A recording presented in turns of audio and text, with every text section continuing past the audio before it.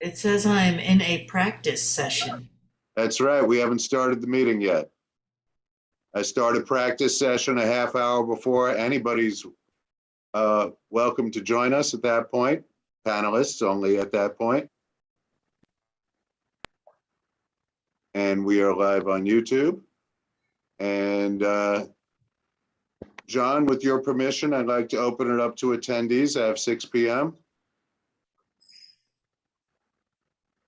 You're muted.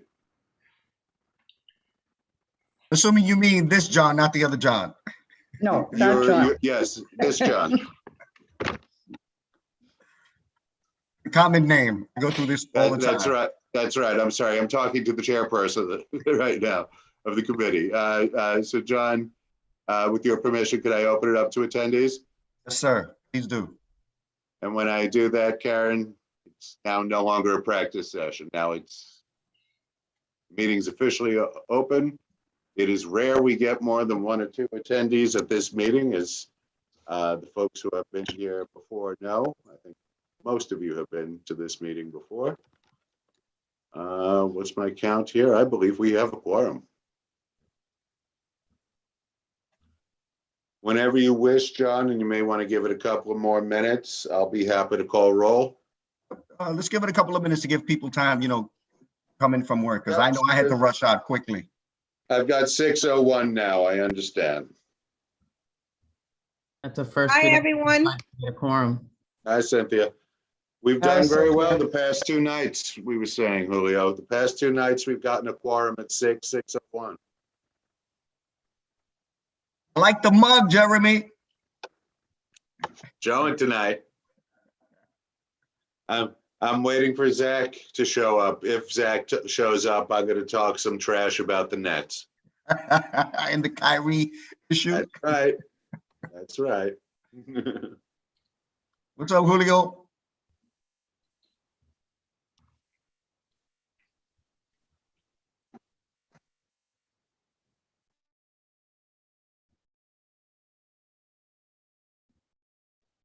Sorry, I stepped away because I'm making dinner. What's up?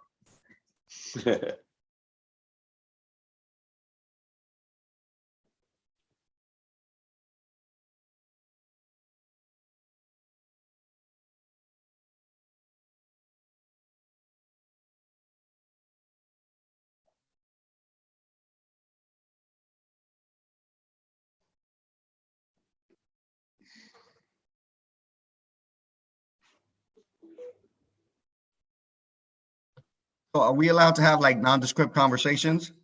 Feel free. You're just being Julio, what you recorded, so making? remember that. Julio, what you making?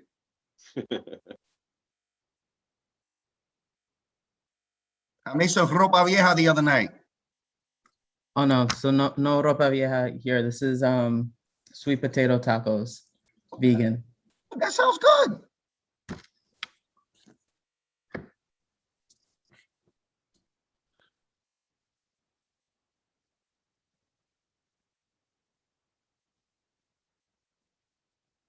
Another minute, John Garcia? Yes, sir. I will leave it at your discretion, sir. All right, I appreciate that. 6:05 makes sense to me, since we already have a quorum and we have no attendees. Okay.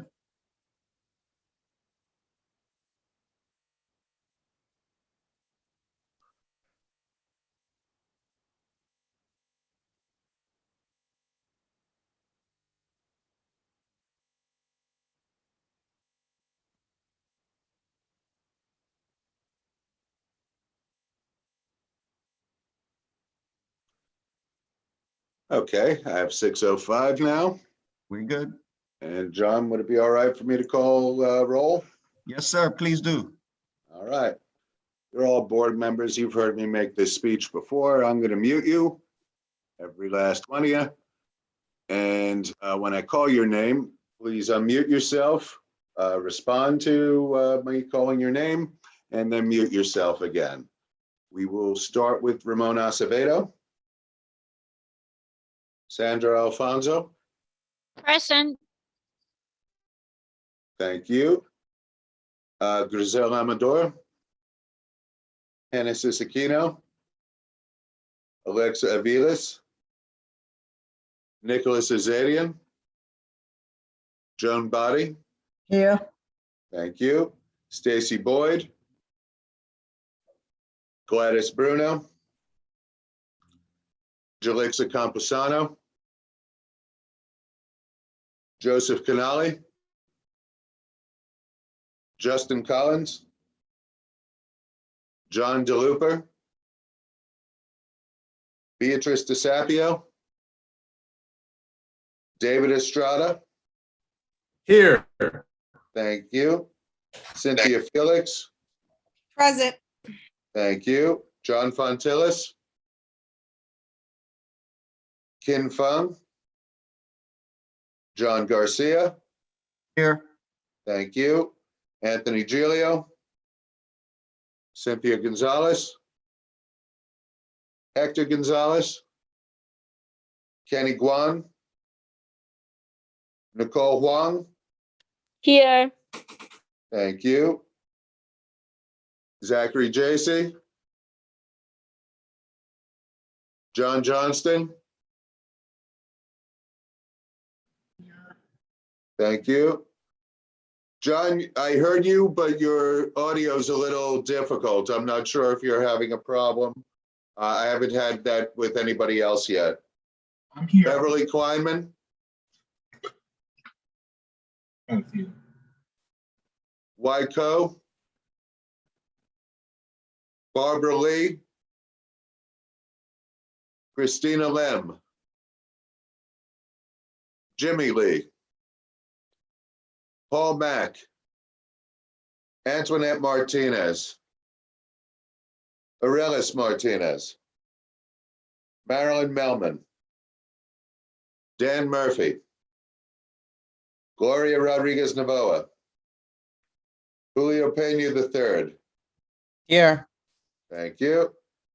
Rovika Rajkishan, Karen Rolnick, Here.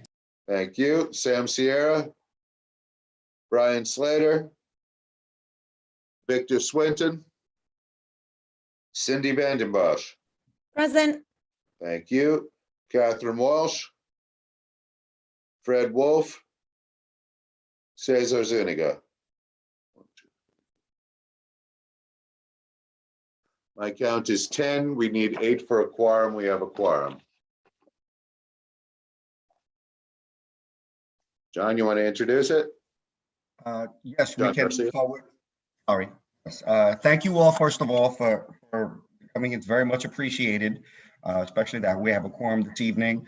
And I know it's very difficult for everyone to leave work early or at a particular time to come here, so it is very much appreciated.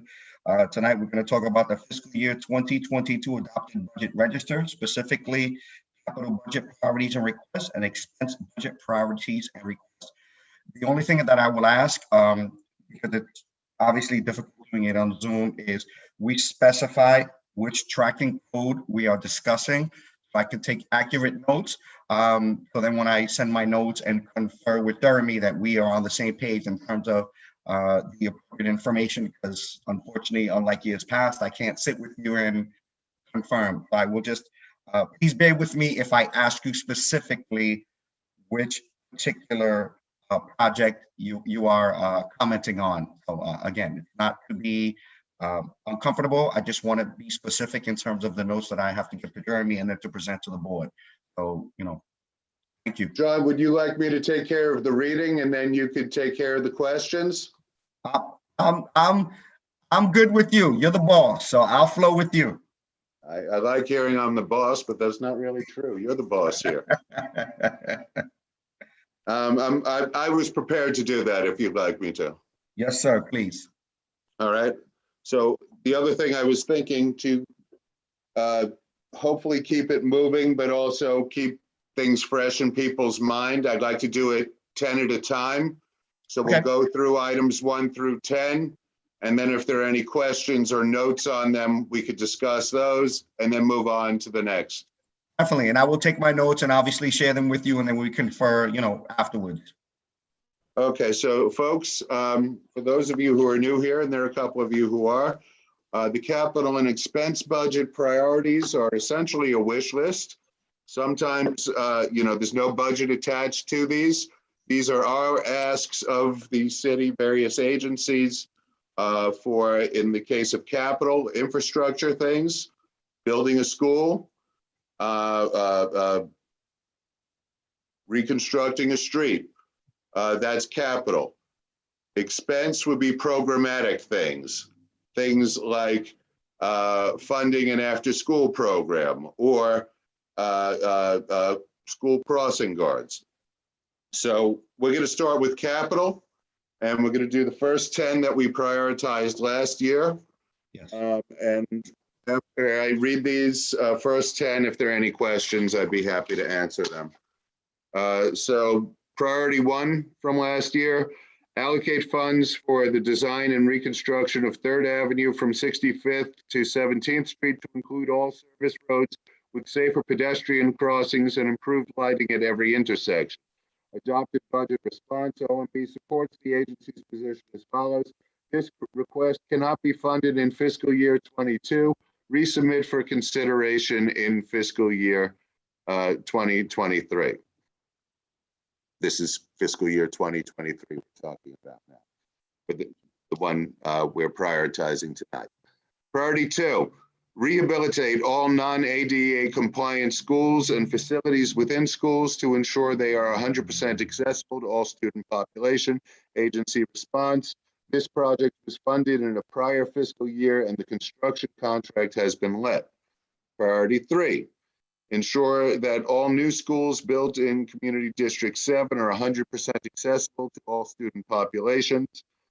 Agency response, the agency will accommodate this issue within existing resources. Priority 4, rehabilitate Community Board 7 restrooms to ensure ADA compliance, lobby, plumbing, electrical, and HVAC systems and security. CB7, despite being in a city-owned building, is not ADA compliant. Agency response, this project is included in the 10-year plan. Priority 5, full funding for construction of Bush Terminal Park through phase 2, including playground, environmental center, and Pier 5. Although the park is open, EDC has not provided all the amenities promised to this community. Agency response, this request includes more than one proposal. Funding for part is recommended.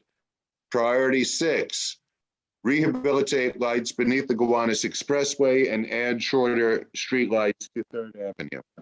Agency response, the agency will try to accommodate this issue within existing resources. Priority 7, establish a design and reconstruction contract for 5th Avenue between 34th and 65th Streets, including sewers, mains, pedestrian plazas, historic lighting, and other public amenities, and included incentive clause for early completion. This project was supposed to start in 1988. It has been repeatedly delayed to now 2022. Not anymore. DOT blames DEP's lack of a budget. Agency response, this project is included in the 10-year capital plan, in the 10-year plan. Priority. 8. I know, my page is wrong. Sorry. Priority 8, establish a design and reconstruction contract for 20th Street. We're going to talk about this. McDonald Avenue truck route between 4th Avenue and Caton Avenue to make the entire corridor safer for pedestrians, bicyclists, and cars, trucks. Adopted response, agency response. The agency will try to accommodate this issue within existing resources. OMB supports the agency's position. Priority 9, allocate funds for a bathroom on the Brooklyn Army Terminal campus adjacent to the 58th Street Pier and available to the Pier's patrons, as well as a properly designed bus turnaround and speed humps for the Pier. Budget response, this request is not recommended for funding. I have notes on that. Priority 10, replace sewer pipes in 1st Avenue from 39th to 58th Street, which was cut out of the 2005 street rehabilitation. Green infrastructure should be included wherever feasible. Agency response, further study by the agency of this request is needed. Therefore, OMB does not take any position. So those are the first 10. I have some notes on them, but if anybody has any questions, I'd be happy to take those first. I have a question, Jeremy. Yeah.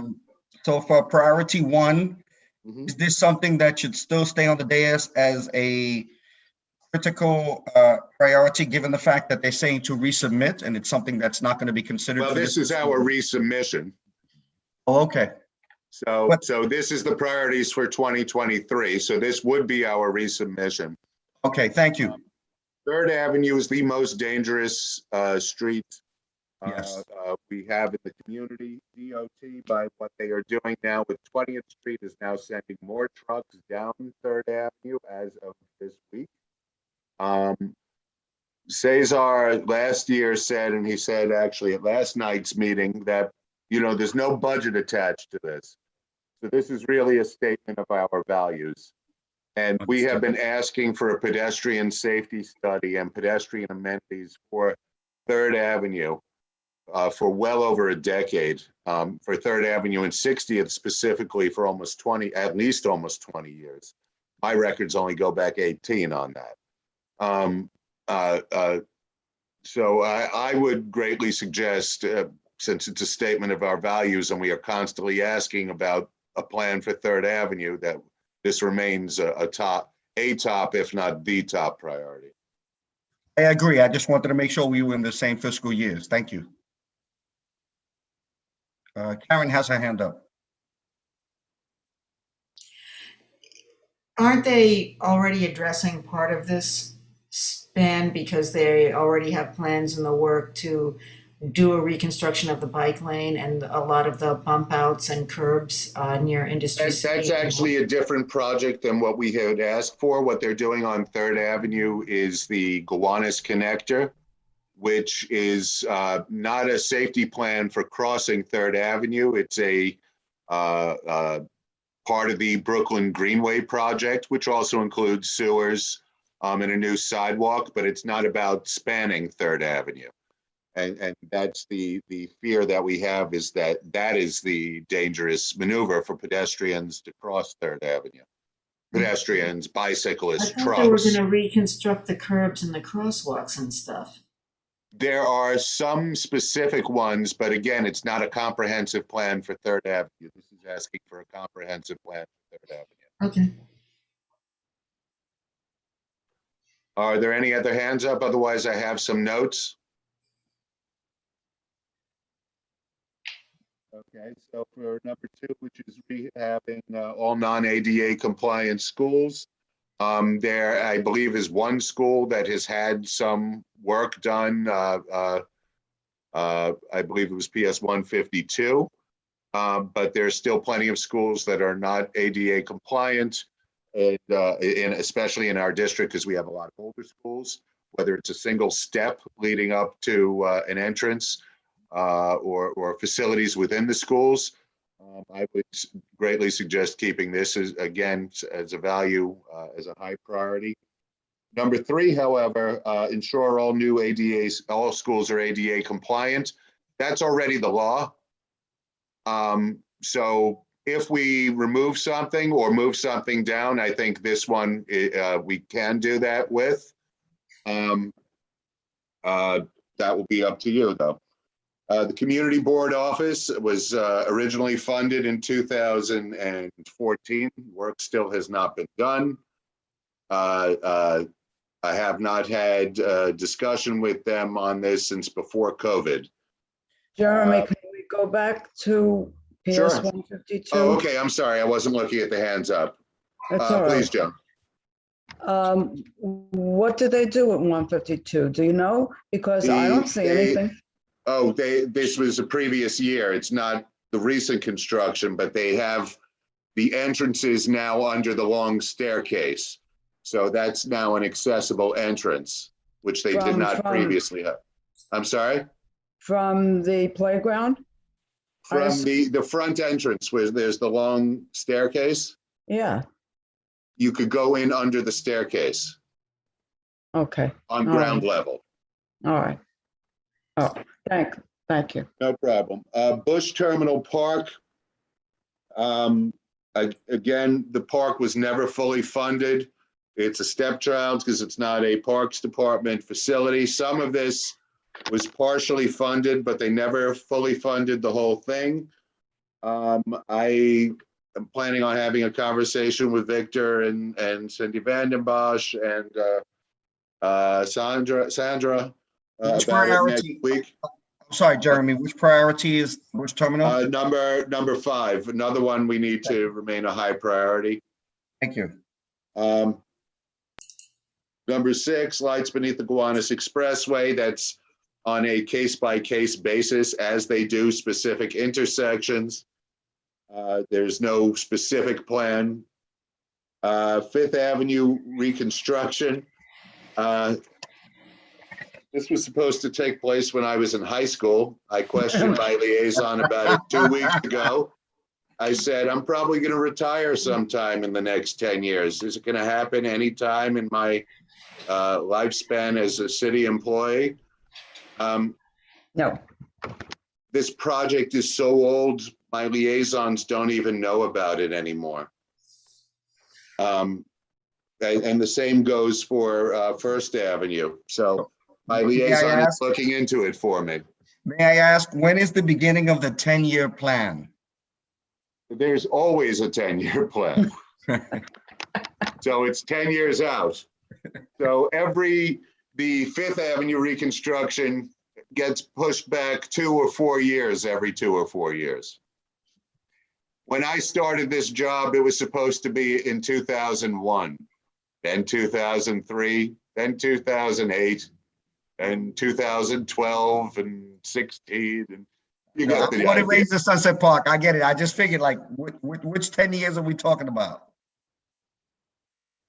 The next 10 years.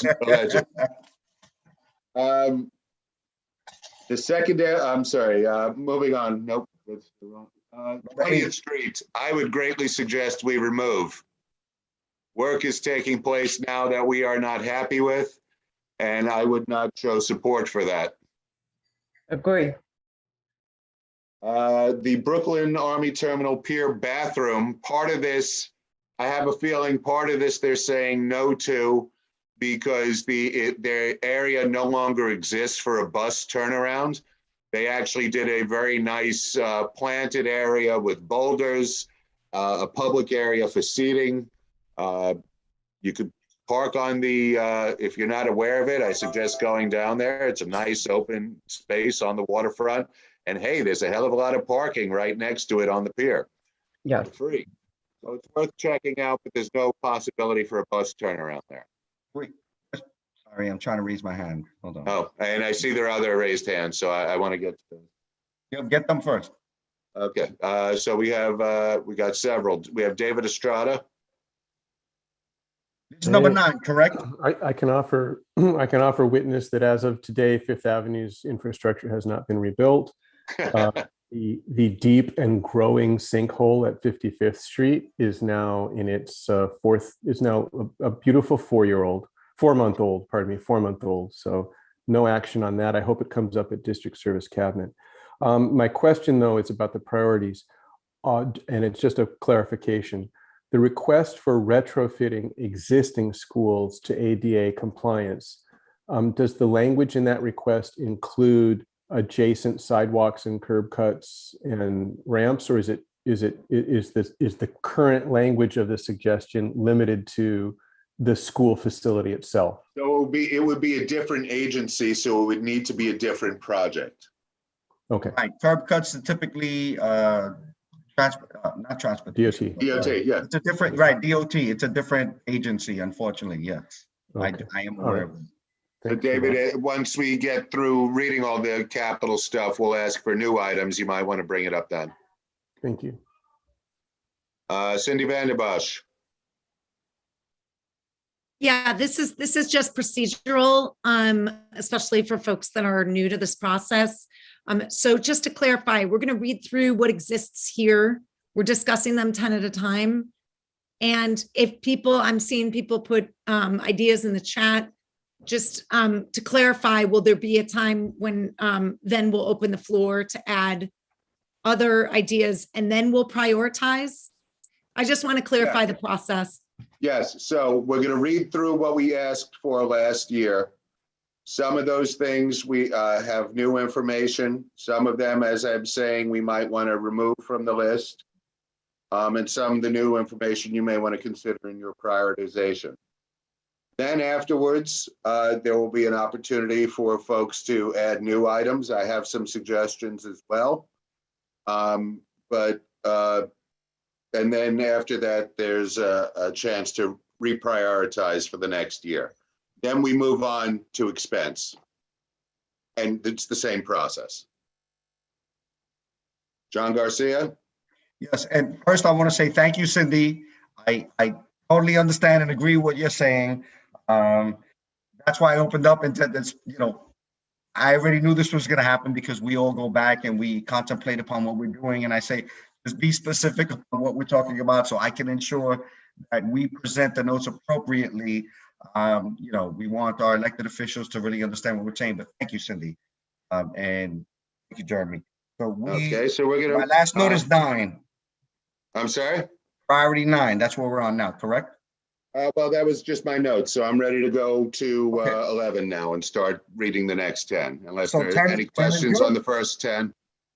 Okay, I have nothing for 9 or 10, just for the record, I have nothing for 9 or 10. Okay, I see there are Because there's no funding a for couple of 9. things in the chat. Maria Gonzalez, I'm just going to ask you to keep track of who else has joined us, because I can't do attendance as well as reading. And I don't see would my name. appreciate Arelis Martinez. I don't see my name. Everyone that's coming in. Thank you. Maria's going to keep track of that, Arelis. Thank you. We've got you. Thanks, Jeremy. So no problem. So John, I'm going to move on to Yes. number 11. Correct. Okay, Reconstruct, Rehabilitate Martin Luther Playground. This is 2nd Avenue and 56th. All the parks items are going to say pretty much the same thing, which is contact your elected official, because unlike most of these other agencies, Parks does not have a capital budget. That budget has to come from elected officials. But the Parks Department did let me know that Martin Luther Playground is their top priority in our district right now. Priority 12, create secondary entrances, exits at all subway stations in Community District 7. This is necessary for mobility and public safety reasons. Contact MTA. Andy Inglesby gave us a presentation on these issues actually at a transportation meeting several months ago. It was before the summer, and I have that information as well. Priority 13, rehabilitate 2nd Avenue between 29th and 42nd Streets and remove unused rail. EDC was supposed to have done this in a 2005 project, but removed it without community notice. Agency response, the project was funded in a prior fiscal year and construction contract has been let. All true, but the construction has not started, so we might want to keep it as a priority until construction actually starts. Priority 14, improve accessibility of, add 3 elevators and rehabilitate the 15th Street Prospect Park Station on the F line to improve station and ensure it is handicap accessible. Contact MTA, we have the presentation. Priority 15, replace all windows in the Sunset Park Rec Center, contact your elected officials. Priority 16, rehabilitate Demick Playground. Contact your elected officials. This is the second park we list, but they actually list it as parks listed as their 3rd priority in the community. We'll get to the 2nd later. Priority 17, allocate funds for site acquisition, design, and construction of a new early childhood learning center to serve the students of the Sunset Park Windsor Terrace communities. Agency response, this request does not seem to be applicable to the responsible agency. I believe Department of Education believes that we are asking for a daycare center here because they are certainly involved in early childhood. Priority 18, Reconstruct Rainbow Playground. This project has been funded. It was actually supposed to start. COVID pushed it back a year. It's supposed to start in the spring. Since there is the shovel in the ground, I would keep it a priority.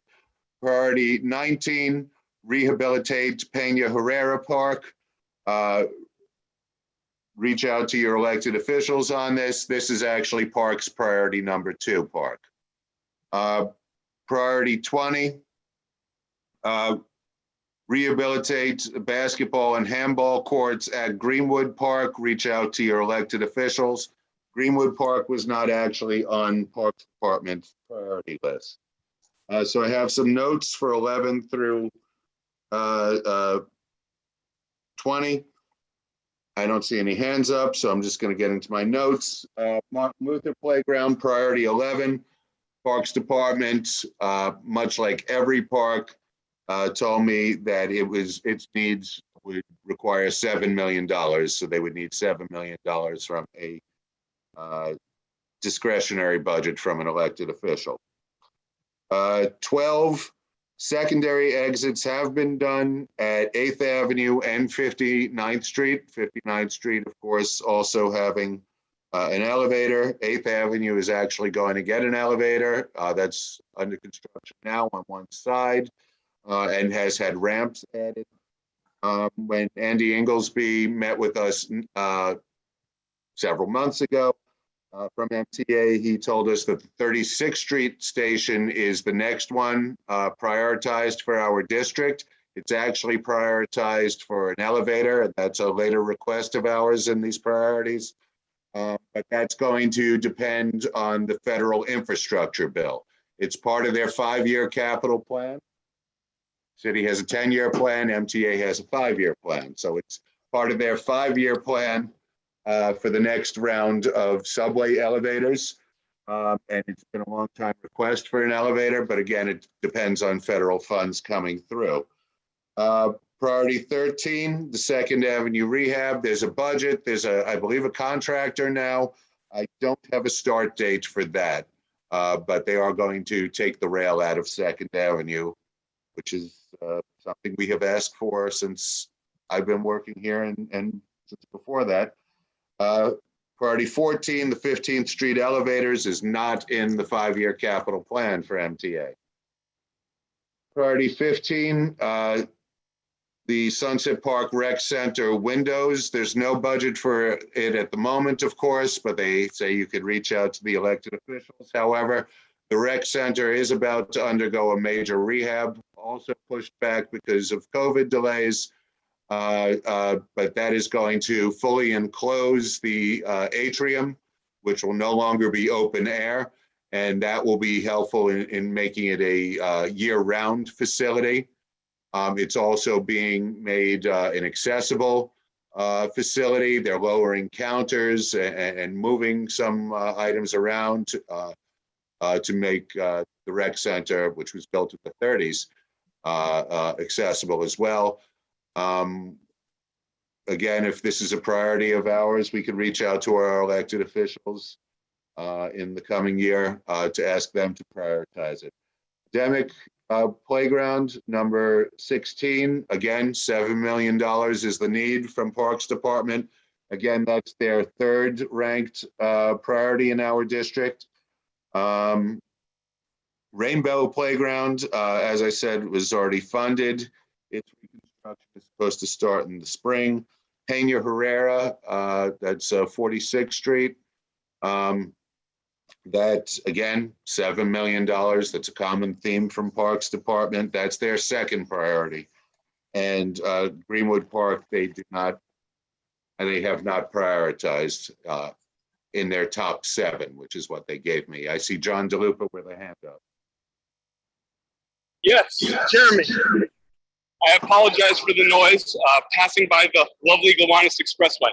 But I do want to ask, when you mentioned the repairs at the 59th Street, the entrances, that was only the new entrance, right? That wasn't like the one at 60th Street, which was not reconstructed. I asked because the stairs there keep falling apart and they keep patching them. So I don't know if that should be kept as a priority for that reason. So that is So if we want that completely reconstructed, that would take longer than a repair. I'd be more than happy to talk to you about asking them for a repair, a longer term repair than we've been getting. But if you want to completely reconstruct it, we could make that an additional agenda item. But yes, I was talking about the elevator and the 12-foot wide staircase on 59th Street. Okay, thank you. I see Cindy Vandenbosch's hand up.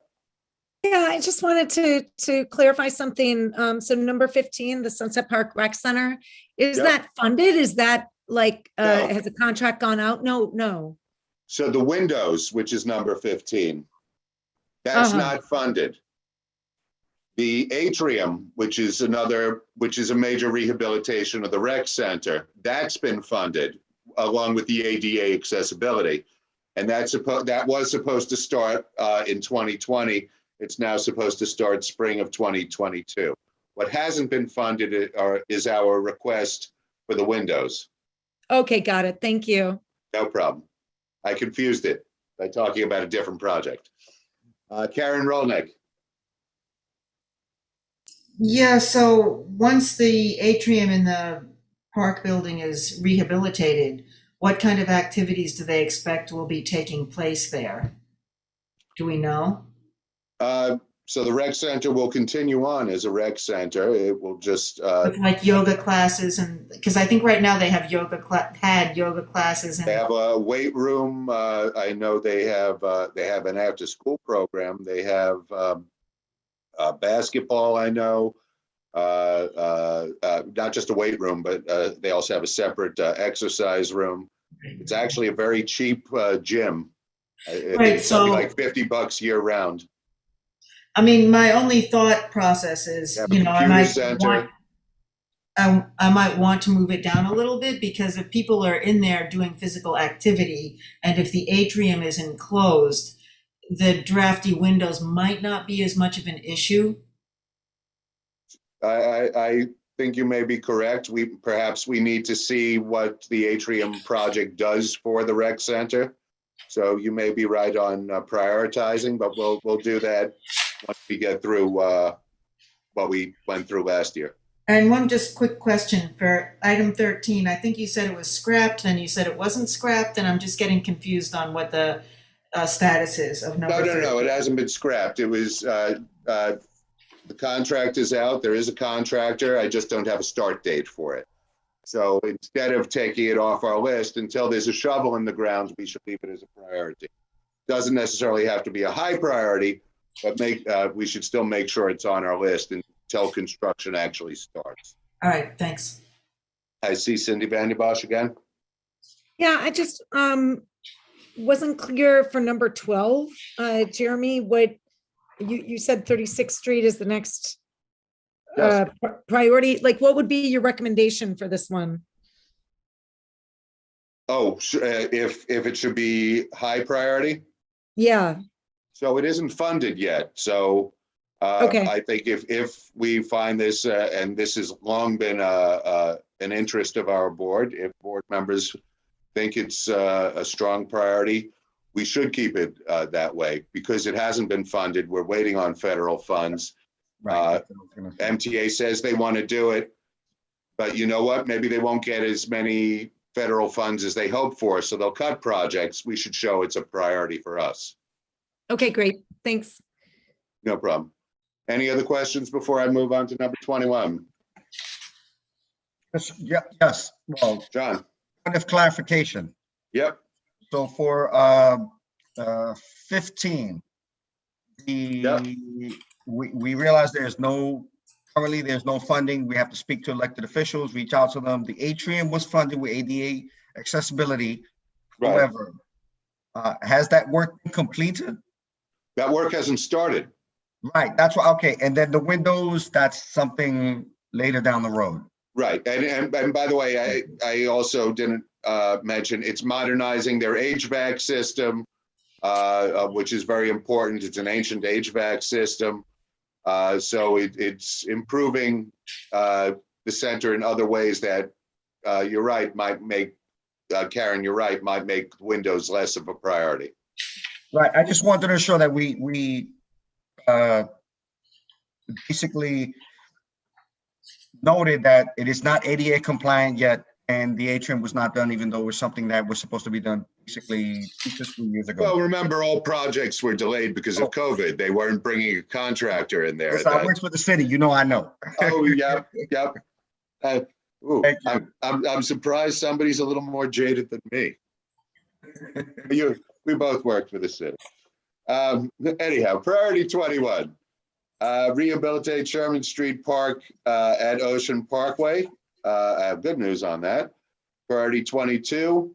Add 3 elevators and make 36th Street station on the NR line accessible. We discussed that a moment ago. Priority 23, rehabilitate the sewer pipe and add green infrastructure on 33rd and 34th Street between 4th and 5th Avenues. I actually, this isn't the 10-year plan, but I have other info on it.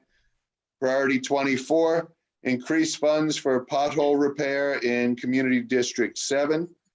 So this basically tells us that they cut the budget during COVID, and then they brought it back up to its level the year before. So we are at the previous fiscal year's level. Priority 25, fund the reconstruction of 39th Street from 2nd Avenue to the western terminus. This request has already been funded. That's part of the Brooklyn Waterfront Greenway and also part of the project that we heard about with the wind turbines that's coming to the South Brooklyn Marine Terminal. For some reason, I cannot recall the name of it. I want to say Excelsior, but that's not it. SBMT. Well, at SBMT, the name of the company that's bringing the wind Equinor. turbines. Equinor? Equinor, thank you. I knew it was an E. Thank you, I believe Julio, for being my memory. Someone else said it first. Priority 26, replace sidewalks at Fort Hamilton Parkway between East 5th and the bridge over the Prospect Expressway. The adjacent property owner is New York City. Further study by the agency of this request is needed. Priority 27, allocate for acquisition, design, and construction of an additional library in Sunset Park adjacent to 7th and 8th Avenues. This is incorrect. This project was funded in a prior fiscal year and the construction contract has been let. I believe they're talking about the Sunset Park Library, not a new library, but I think we should use this mistake against them. And we could talk about that in the future. Priority 28, replace sidewalks and curbs on East 4th Street between Fort Hamilton Parkway and Caton Avenue at the community garden. The adjacent property owner is New York City. Further study by the agency of this request is needed. Priority 29, acquire site to relocate and construct a new BK7 garage. That's Department of Sanitation. CB7 strongly believes that the sanitation garage should not be located on a waterfront property. Additionally, BK10's garage, currently housed in the same building as BK7, should be located in its home district. This is Yoko, everybody. I have more info on that. Priority 30, allocate funds for site acquisition, design, and construction of a new high school in Community District 10. Community board located in sub-districts without identified seat need. I have a suggestion on that.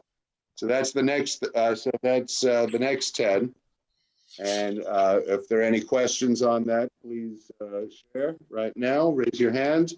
Otherwise, I have some notes. Okay, so let me start with number 21, the Sherman Street Playground. Oh, I see Julio Pena has his hand up. Julio? I don't know if it's a question or if it is, I mean, their kind of response to the sanitation on BK7 for the BK7, BK10, like the request is not recommended for funding. What? So I don't- I'll tell you all about that. Okay, I'll wait for you to get there. Yeah. I'm just building suspense. Okay, so Sherman Street Playground. The good news is they are going to start this in the spring.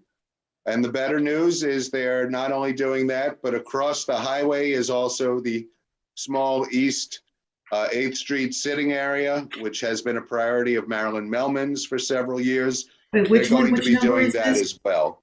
Which number? This is number 21. 21. While Jeremy takes a drink of beverage. Thank you. You're quite welcome. Coke Zero Sugar, new formula. Priority 22, 36th Street elevators, we mentioned before, 5-year capital plan. Priority 23, while this is in the city's 10-year plan, Greenwood Cemetery is developing a significant water management plan and seeking funding to keep their water on site rather than have it go into the city's sewer system, which not surprisingly is causing flooding at 33rd and 34th Streets, which is why we've requested the city to reconstruct there. So there's a possibility, and I suggest we keep this in our priorities, but there's a possibility Greenwood Cemetery will resolve this issue for us over the next couple of years in an environmentally friendly and cheap way for the city. Priority 25, 39th Street to the Western Terminus, that's EDC has funded this, as I said, through the Brooklyn Greenway and also Equinor plans. So we can potentially remove that. Fort Hamilton sidewalks, I don't have new information on that one. As I said, the library for Sunset Park, the 4th Avenue Library has been funded. There has been no site acquisition or funding for a 7th or 8th Avenue library. But since they say there has been, I say we take that on good faith and ask them about planning for it. This was 26? That was 27. Oh, sorry. Thank you. No problem. 28. I don't have new information on the sidewalks by the community garden. The sanitation garage. Julio, as you know, this has been a priority for us for many years. Community boards 3 and 5 just got approval for their new sanitation garage. Theirs has been in the budget for 35 years. So theirs was approved 35 years ago. Community, it's been in the news lately, boards 13 and 15 had a site that was approved that a developer came in and bought it under the city. The city did not declare Eminent domain? Thank you, eminent domain. Thank you for being my memory, Julio. So boards 15 and 13 are back to looking for a site. So they don't want to look for another site. They have one in our district. However, in my conversations with various folks at Sanitation, I've been reminded that in fiscal year 2040, sanitation has to be a zero emission agency. And the facilities that they have right now are not large enough to house their vehicles with the equipment that they would need, with the new equipment that they would need to be zero emission and to be able to fuel up on site. So they're going to need to replace all their garages. So why don't we be the first one to say, we want to become a zero emission DSNY facility. Therefore, we need to find a new site within the community. And by the way, Board 10's facility should go into Board 10. But why don't we use that as our argument now and make it a high priority that we want to be zero emission? and use that, the need for a larger site, and I've got my eye on a site that's not on the waterfront. I'd be happy to discuss outside this meeting.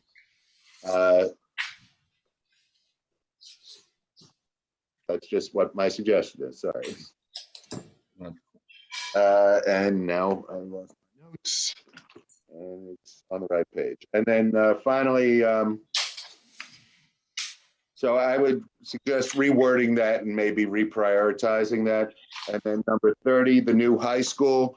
I actually think we could remove that one if necessary, simply because schools are not zoned anymore. So to build a high school in this community might mean it's mostly for students outside of this community. So I think it should be a higher priority that we build elementary and middle schools in this community, and perhaps not advocate for another high school. And they're saying there's no need in the community right now for a high school. So I have John Garcia's hand up and then Karen Rolnick. And I apologize, I'm taking notes. My hand was for number 29. So I realized you said, and thank you, you probably answered my question, looking for other sites regarding New York Sanitation, recommend to become zero, mission efficiency, and then reprioritize. Is that going to be our stance? That's not my decision to make. No, I'm not saying you, I'm just saying that's proposal, correct? Like I would like to present it to the board. That's what I'm proposing, that we I would say like to we also want, present that to the board. want to be the first in the city that's zero emission. Yes, Because I would like to present that also. Garage. Thank you. I just wanted to confer that we were both on the same page with that. Thank you.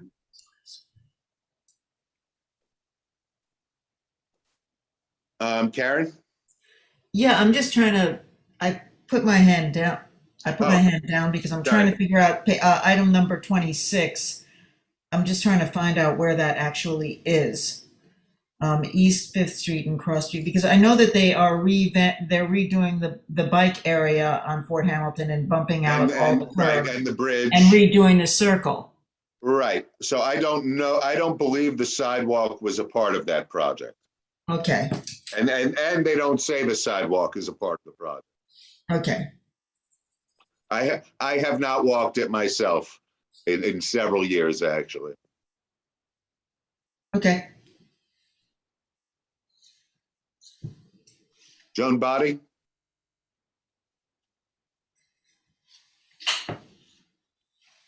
Do you know why they're saying we don't need another high school? Do they give a reason? They say we are in a sub-district that does not need a high school. That's they base that on population.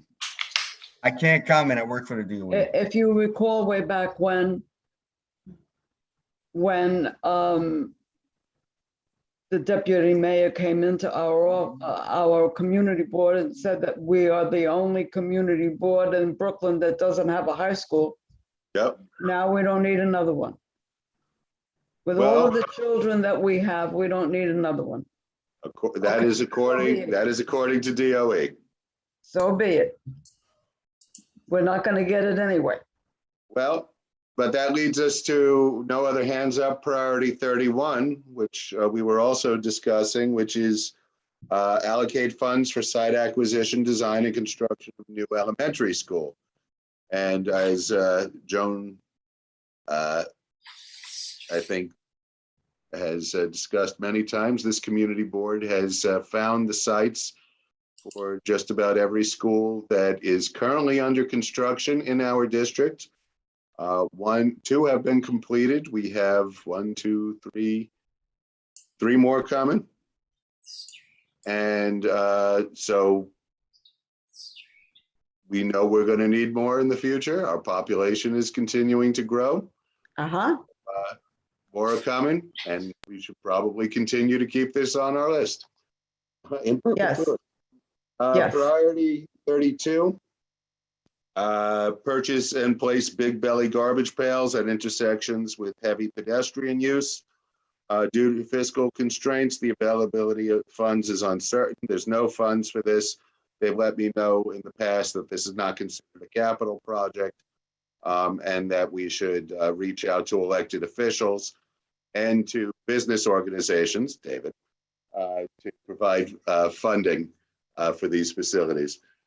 Priority 33, add shelters and benches to all bus stops at 3rd Avenue. Agency will try to accommodate this issue within existing resources. I am unaware of any plan they have to add those benches. Priority 34, rehabilitate John Allen Payne Park. This is, they did half the park, but there's been no budget for the other half. So half the park isn't used. And it's a shame because the other half's become a nice park. So this is actually their number 4 priority. And I'm sorry, number 5 priority. Number 4 isn't on our list, and I'm going to talk about that afterwards. But they say, of course, talk to elected officials. And like every park, they say it has a $7 million budget. Priority 35, establish a contract and provide construction funding with a local not-for-profit to build affordable housing in Community District 7.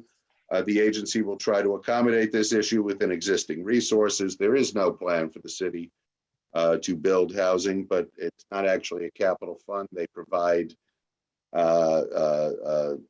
grants in certain cases, and in the case, for example, of 737 4th Avenue, I believe the city is accommodating them through a zoning change.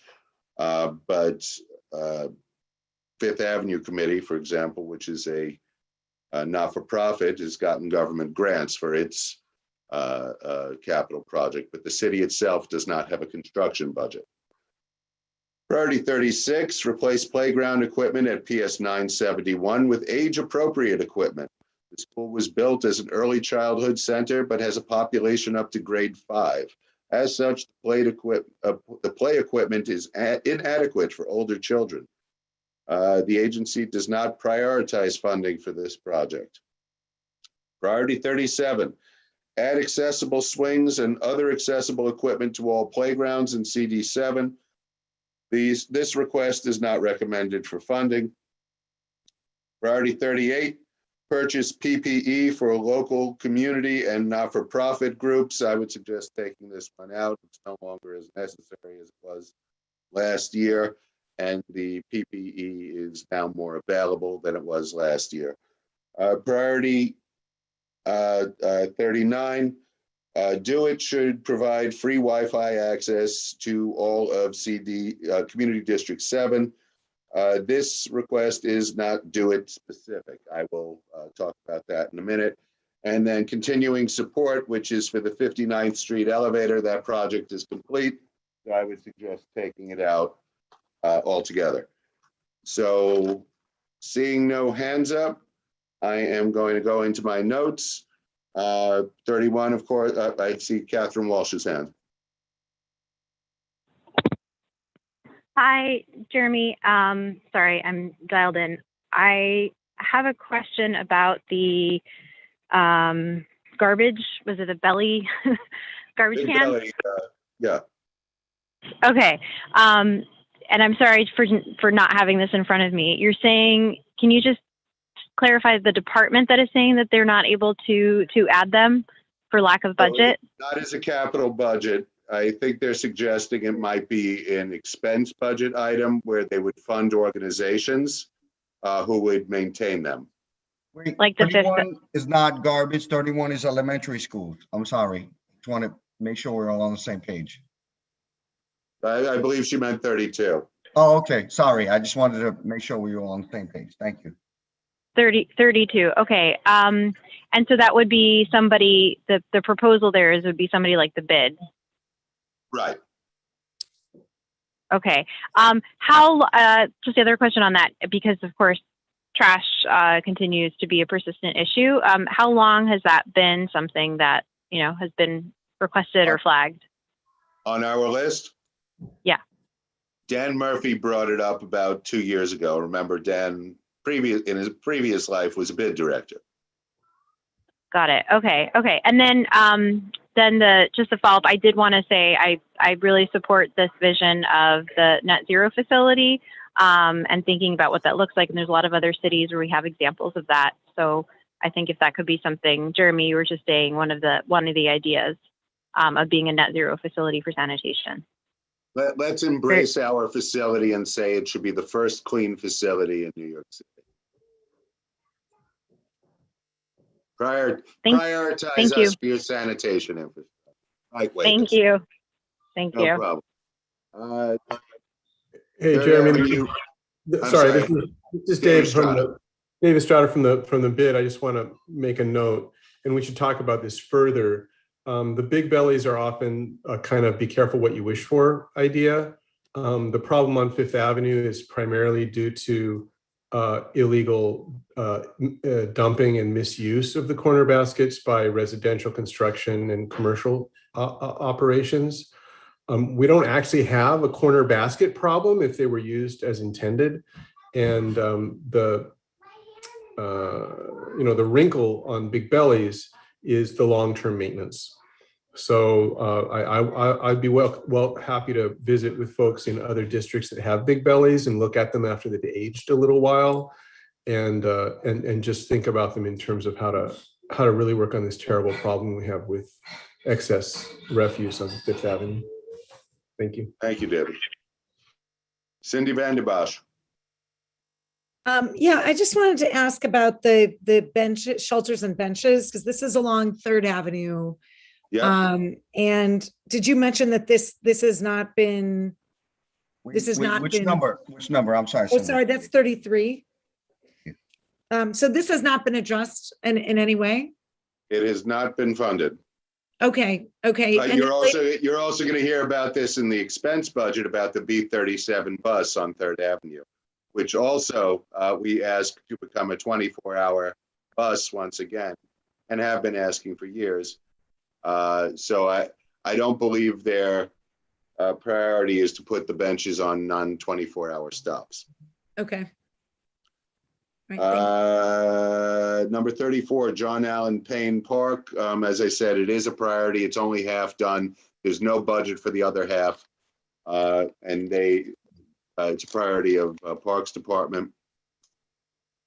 PPE, I said we could remove. So Do It says it's not their thing to do free Wi-Fi. And since we did this last year, we know EDC has an RFP out for communities to get free Wi-Fi. And I know there have been some organizations that have applied for it. But if those organizations don't get it for win the RFP, then the community doesn't get it. This, as you may recall, this community was famous, unfortunately, for its poor internet service. It was children in our community who were filmed outside of fast food restaurants with their computers trying to do their schoolwork, because that's where there was Wi-Fi service. So we may want to change the agency on this to EDC and make this a high priority, because it's been several years since an organization did a study on this, so I don't have the most recent and any recent info, but when it was studied, which I think was 2012 or 13, 21% of households did not have internet service.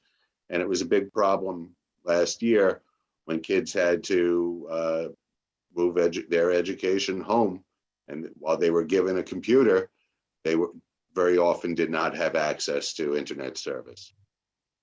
So a community like ours, low income and poor infrastructure and disadvantage in many, many different ways. This is an accessibility issue, and a community like ours should be prioritized for free internet service. John Garcia. So I just want to say I cannot, full disclosure, I cannot comment on anything related to education, but I agree with you. I have a concern regarding just internet access for all students, individuals who have been given devices. So again, this is instructional, non-educational, because I cannot comment on that for reasons you know, Jeremy.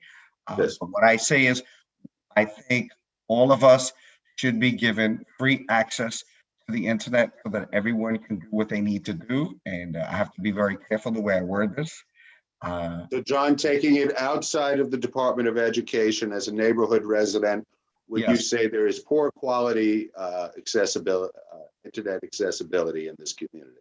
Yes, sir. I 100%. I Thank just you. have to be very careful the way I say it. So this is outside, that was an example that I gave. This is outside of the Department of Education. We want the Economic Development Corporation to Correct. provide Wi-Fi service in the community. Yes, sir. Thank you. No problem. Julio had his hand up. Julio put his hand down. I can wait until we go to like the whole list and reorganizing and whatnot.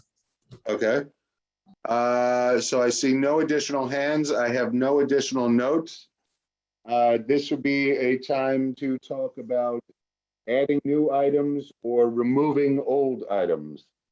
So would anybody like to add or at least put it on a list to discuss? I see a few hands up. I see John DeLuper. Hey, so I wanted to add a question for you about, I know the item early in the list about the bathrooms at Brooklyn Army Terminal, but I know at one of the meetings, it came up about the ramp that leads from the 63rd Street entrance. Could it be resubmitted maybe to include that or have that there? Because the ramp, has stairs in the middle of it, so it's not accessible for people on wheelchairs and with strollers. So Especially John, since that would be ramp, excuse me, ramp from the 63rd Street entrance to the Army Terminal. Exactly. I'll say 63rd Street walkway to the Army. Yeah, Terminal. So and I remember they we're talked not about talking a temporary road. stuff, but the temporary stuff hasn't happened yet. What number is that? Just so we can get No. This is no number. This is now folks discussing items they might want to add. Thank you. So Yeah. no number yet. No, but I remember there was a number early in the list about the Army Terminal. So that was at the pier. So Okay. the Army, I would keep this as a separate item from that. And I think we need to reword that item and take out the bus turnaround part. Okay, cool. Thank you. I see Cindy Vanderbosch next. Is this where we might want to also put in the comprehensive truck study? Does that fall within this? That's not a capital plan. Let's revisit Okay. let's revisit that when we do Okay. expense. And then there was an exchange with DOT back in 2018 about the B63 route and getting bus shelters and seating along Fifth Avenue. And I'm just wondering, especially since we have David here, or maybe Jeremy, off the top of your head, but it seemed that there was viability at 56th Street, they said, 63rd Street and 50th Street. Did those come in? Or sorry, the B11 at 50th and 5th, and then 63rd and 56th. I'm wondering, did we get those bus shelters and seating with cover or no? Are you speaking of east-west routes or the 63 running along Fifth Avenue? The 63 along Fifth Ave, David.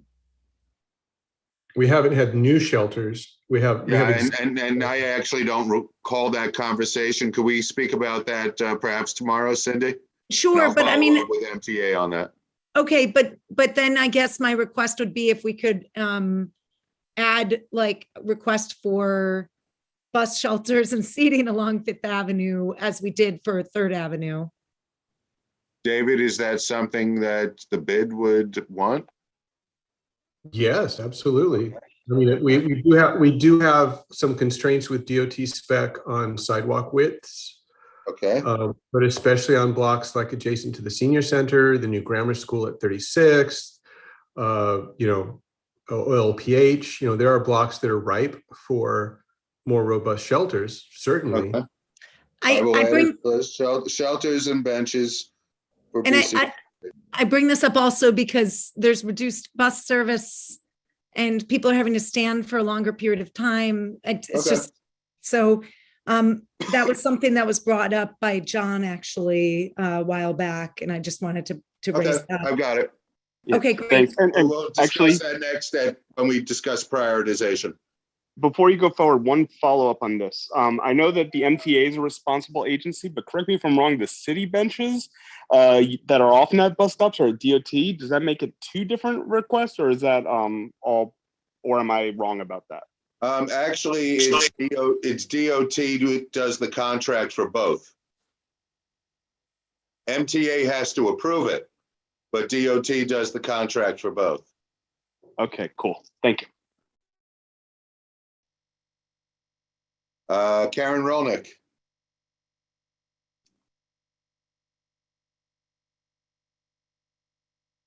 Karen? You're muted, Karen. Sorry, I just wanted to know what is our general strategy that everyone thinks we should use? Like, for example, are we picking low-hanging fruit, things that we can actually attain, or is it truly a wish list of things that we would pie in the sky kind of thing? And because if you look at priority number 35, affordable housing program, build, this is probably the most important thing to most of the people in our community, but it's number 35, but would cost gajillions of dollars. So No, I believe the reason it's 35 is it's to make a statement that it is a priority of ours, but because the city doesn't do this, we left it as a low priority. So we have other things that are priorities above it, but we didn't want to leave it off our list. It's more like I said, Cesar had said that this is also a statement of values. So to say we want the city to fund affordable housing, even though the city doesn't have a direct program for that, we're making a statement by doing that. Whether or not we should continue to do that, board members can make that choice. okay, because I think we should, deck over the Jackie Gleason bus depot and build housing above it. They did it in the city, they did it in Queens, they can do it in Brooklyn. Karen, if you want to propose that, I will put it on the list. There have been discussions about decking over the Long Island Railroad cut in boards 12, 11, and 12 and building housing there, right up to our border. So if you want to propose it, I'll put it on the list. I'm throwing it out there. It would be, obviously, it is a pie in the sky thing, but it's land that the public Karen, owns, and we should use it for our truth, benefit. first of all, they did that for Hudson Yards, but if we are saying decking it over, that itself is a capital project for the city. So we're not even talking about, we're saying to create space for additional housing, but the city's capital project, the city's portion of it is just decking it over. That's a legitimate capital project. Well, I would like to propose it. Okay, we'll put it on the list and we'll discuss it. Okay. And it works in our area too, right? Bay Ridge Towers is decked over housing, also on a railroad facility. It's not even decked over. It stands over it. There's no platform. We also need to be careful because affordable housing means different things to different things. Different people. This New York Post just showed affordable housing in Borough Park that are uninhabited.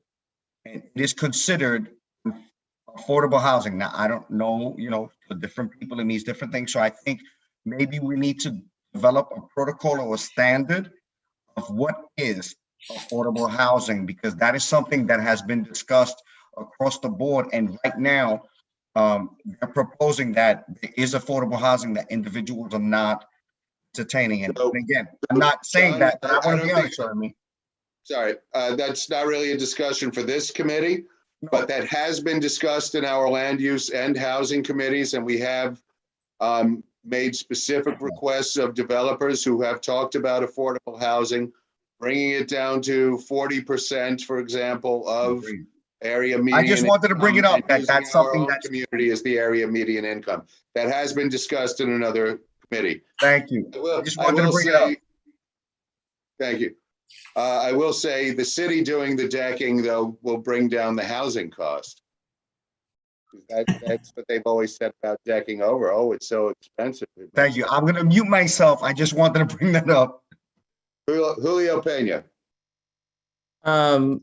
2 points. One, we kind of briefly talked about this earlier. For number 3, since all new schools being built are 100% fully accessible, I'd like to suggest we take this off. That ensure that all new schools built in CD7 are 100% accessible, unless we want to keep this on. Is there anybody who disagrees with Julio that we should keep this on? Okay, I'm seeing folks shaking their head no. No, it was already mentioned that we would take it off. Okay. No. I suggested that. That's not Oh, board yeah. members. I like making that choice. to make sure we solidify changing. I'm not going to remember the name in terms of Wi-Fi access, making sure that we change the department responsibility from do it to EDC. I want to add, in the same vein of Karen Rolnick, a capital project for decking over above the D train on 37th Street or 38th Street, which is right across the street from PS 24. Oh, so housing. I'm sorry. So 38th. That is 3rd to 4th Avenues. Sorry, I have to. So we cannot summarily.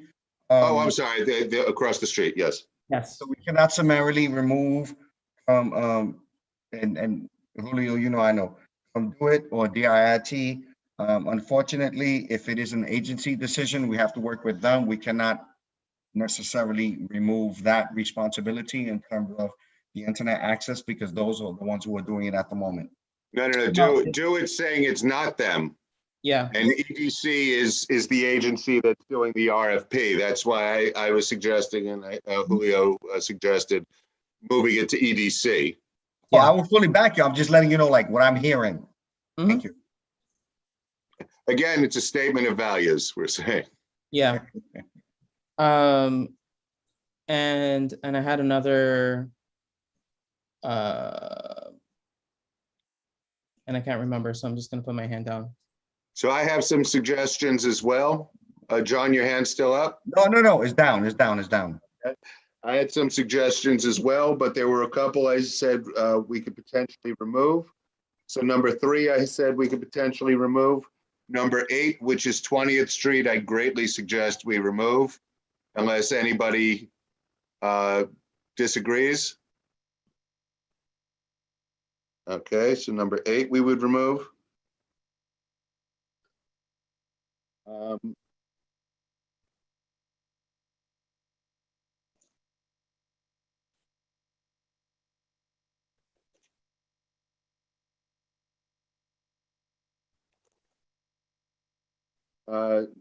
Number 30, I think we could remove. That's the high school. I like to keep it in there. Keep Okay. it. No, keep that. Okay. 32, I think we could remove, which is the big belly. Anybody opposed? They're saying it's not capital anyhow.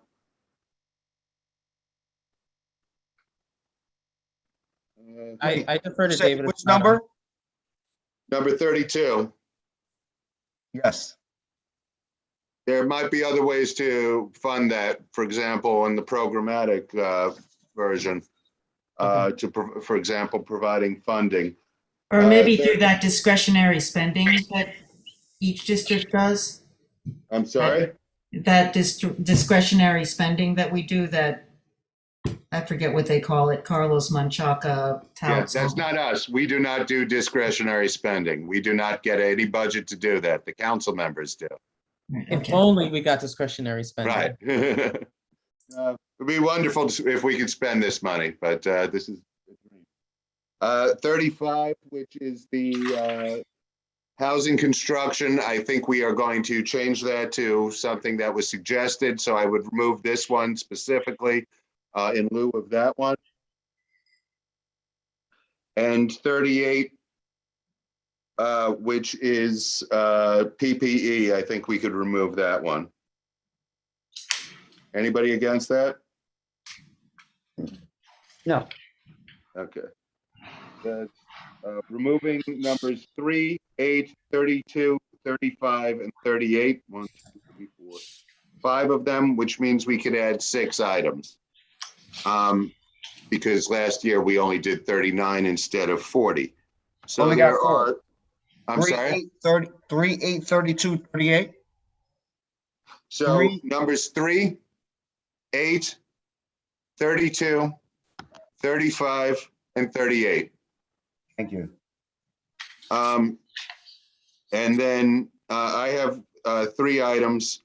The first, I think, is actually essential, which is purchase fixed and portable equipment to allow Community Board 7 to hold blended meetings, both Zoom and in person, in our boardroom and in locations throughout the community. This is asking for a budget to get us the technology we need to run our meetings in the future. We had our first blended meeting last Tuesday. We were very fortunate at Paul Mack Senior Center and BCA were able to provide us with technology that we needed to do a blended meeting.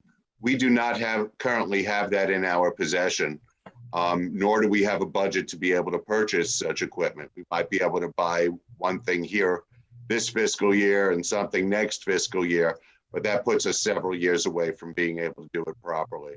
So I would say that should be a high priority. Placencia Playground, which is in terrible shape. It's basically a ball field, which is full of holes and just terrible sod. That's 40th Street and 3rd Avenue behind the intermediate school. They want to replace the field with synthetic turf. I've heard from parents who are very concerned about the condition of the sod there. I've also heard from homeowners who want the fence to go higher because their homes are being hit by batted balls. It's a ball field. So I think we should give parks this as a priority, but also add the community's priority of higher fences. And then finally,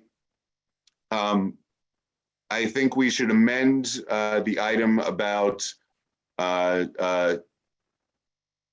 the Bush Terminal Park to say we call for a 100% accessible playground.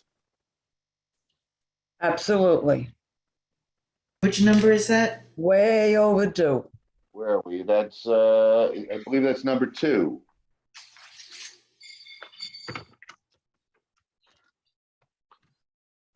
That's in our, that's in our original plan for the park. That Well, has that's with the 152. year in and year out. I'm sorry? That's with PS 152, correct? No. No, Bush No, Terminal number 2. Playground. No, number 2. So, Oh, Priority number 5.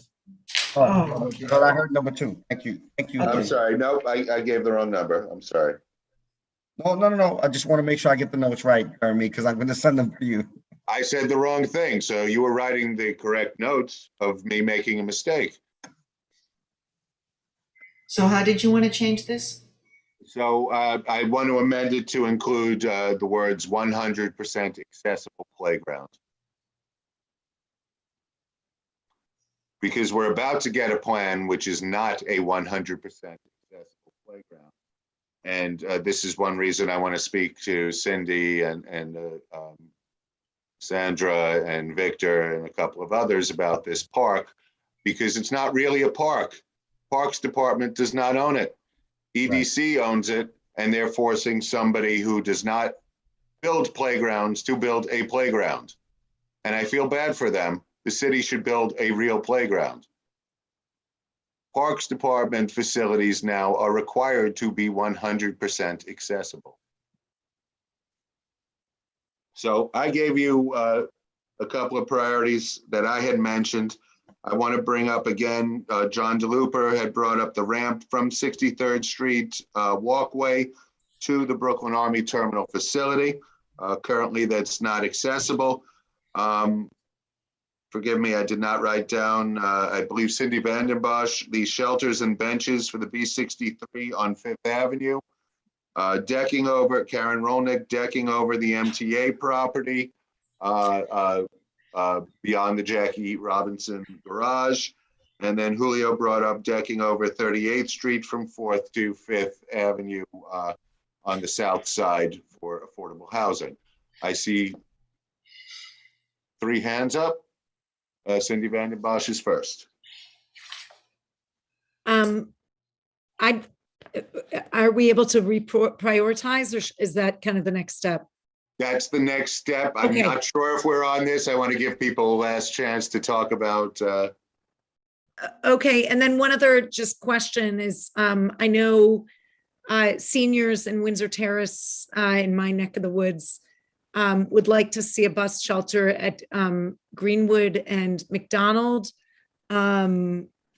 on the B67 and 69, but I'm wondering, So if it's a single bus shelter, I would say speak to me outside of this. If Okay. we're talking about along a whole route, I would say capital project. Okay, But great. a single Right, bus thanks. shelter, speak to me about. David Estrada. Hi, yeah, I just wanted to confirm the idea that you had, the very good idea you had about multimedia and blended meeting technology to support CB7. Were you speaking in capital or in expense? And would it rise to the dollar amount that qualifies? So I'm being strategic on that because the capital project's $50,000. So I'm being ambitious. Okay, but yeah, because it's like, it's understood. Thank you, got it. And if it was expense, we'd be advocating for the other community boards too. Understood. And they haven't brought it up to me. Catherine Walsh. Thanks. I have 2 questions.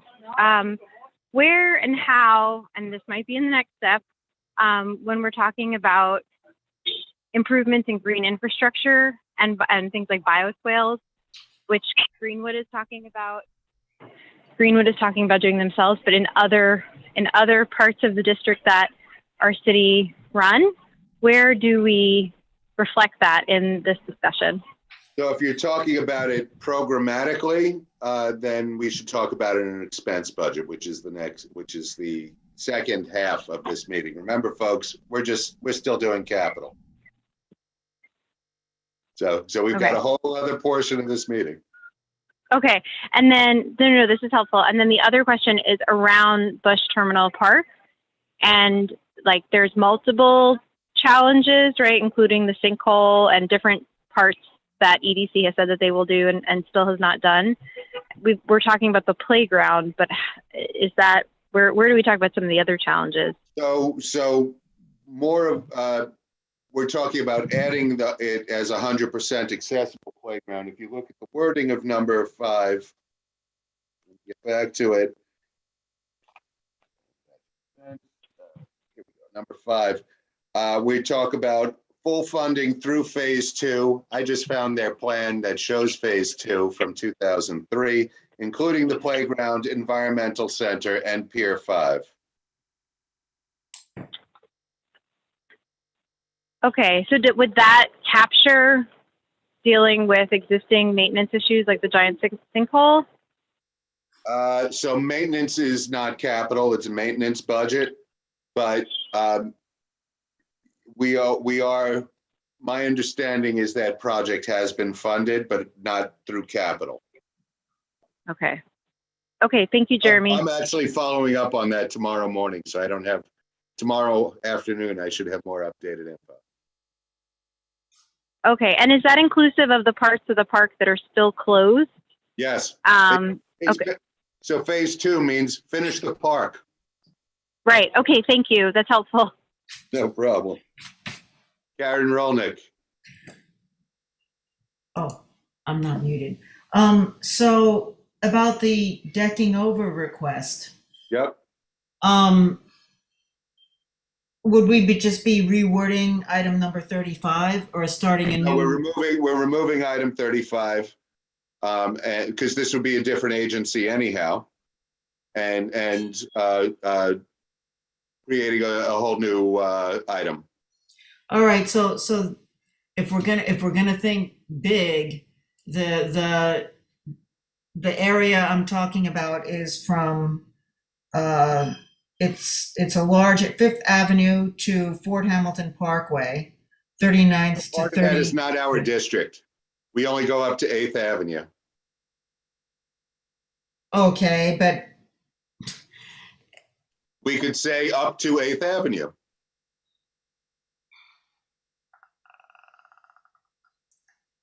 okay, up to 8th Avenue and 36th Street to 39th Street. Or in some areas 35th to 39th. And let's But add that's and 36th beyond over because, 37th. huh? It's 36th Street and then there's a bridge and it becomes 37th, 37th, right.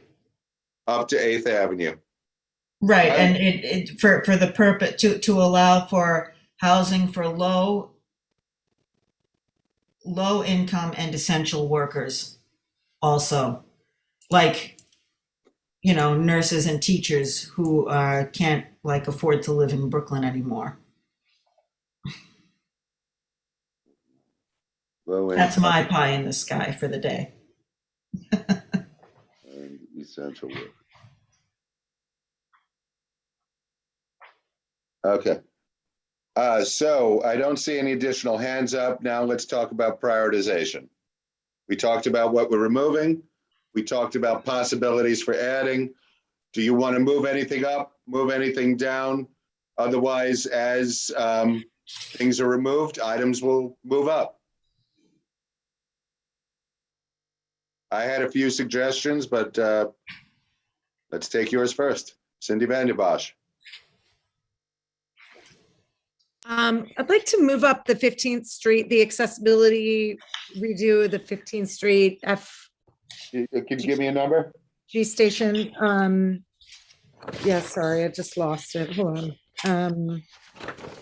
Here it is. So it's priority 14, and you had mentioned that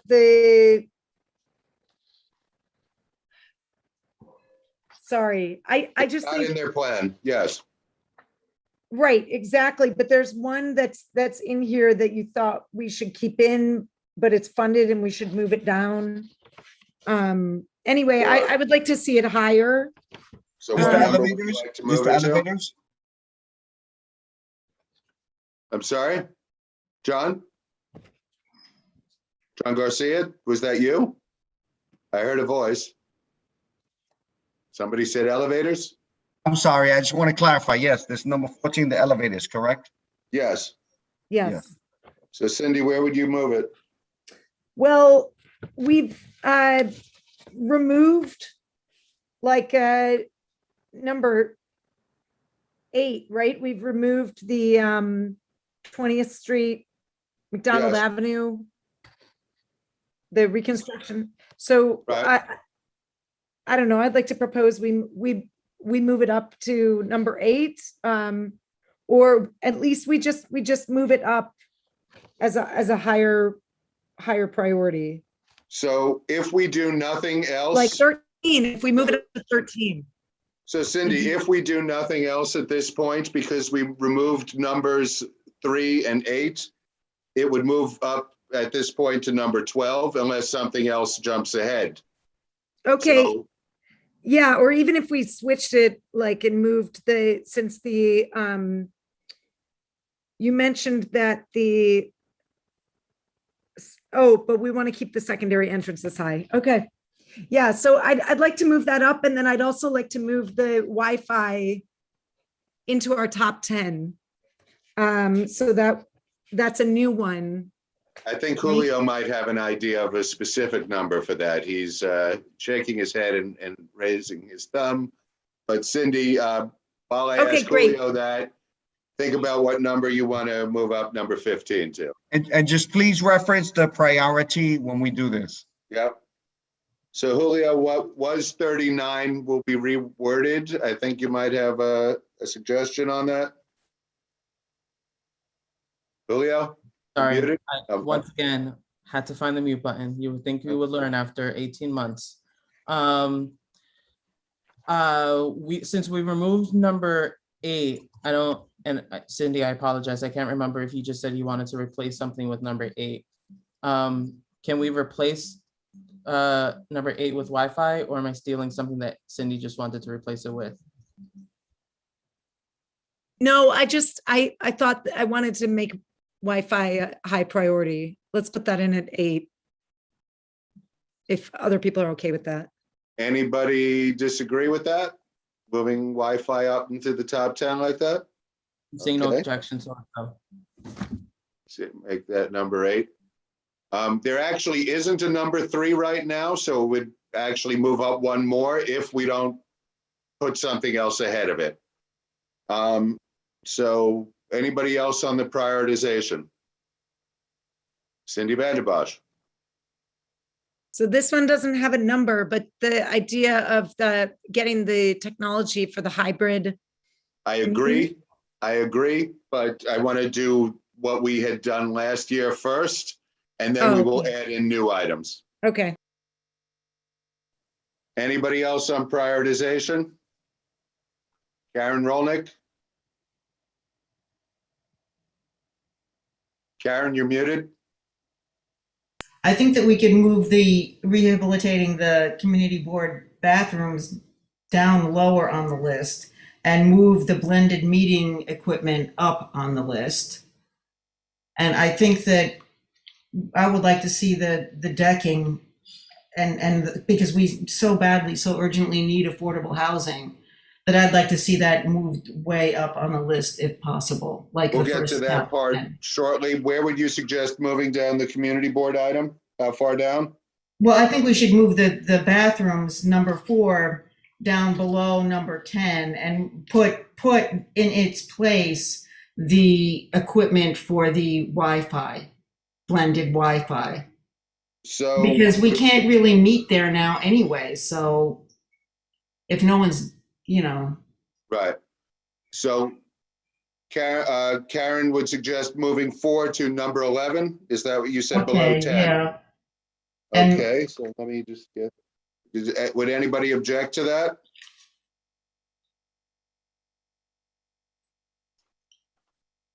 I'm gonna find the right sheet. You're killing me. I'm writing notes. So number 4, last year's number 4 will be number 11, John. Correct. Yes, I got that. I will share these notes with you. All right. Now, Cindy, did you think of a number that you would like to move number 14 up to? Oh, sorry, I was just gonna make a different request. Hold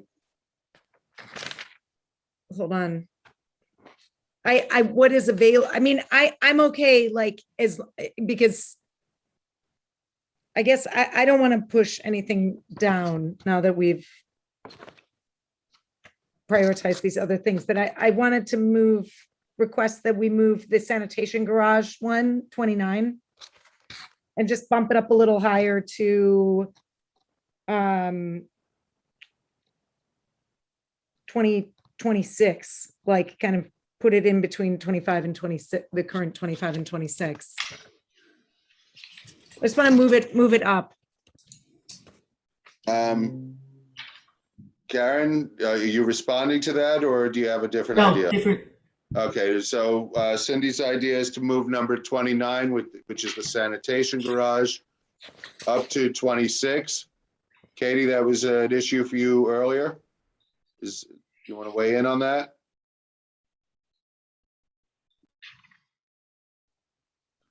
I would actually say, Cindy, if we could find the space, I would love to make it higher. Let's make this a priority of our board. I'd love that too. I was just trying to find a spot that would be amenable for everyone. Does So- anybody have suggestions for where to move it? So if you don't mind, I'd love to make a suggestion. Let's flip number 13, which is the Second Avenue rehab, with number 29. Second Avenue already has a budget, even though they haven't started the project. So keep it on our list, but lower its priority.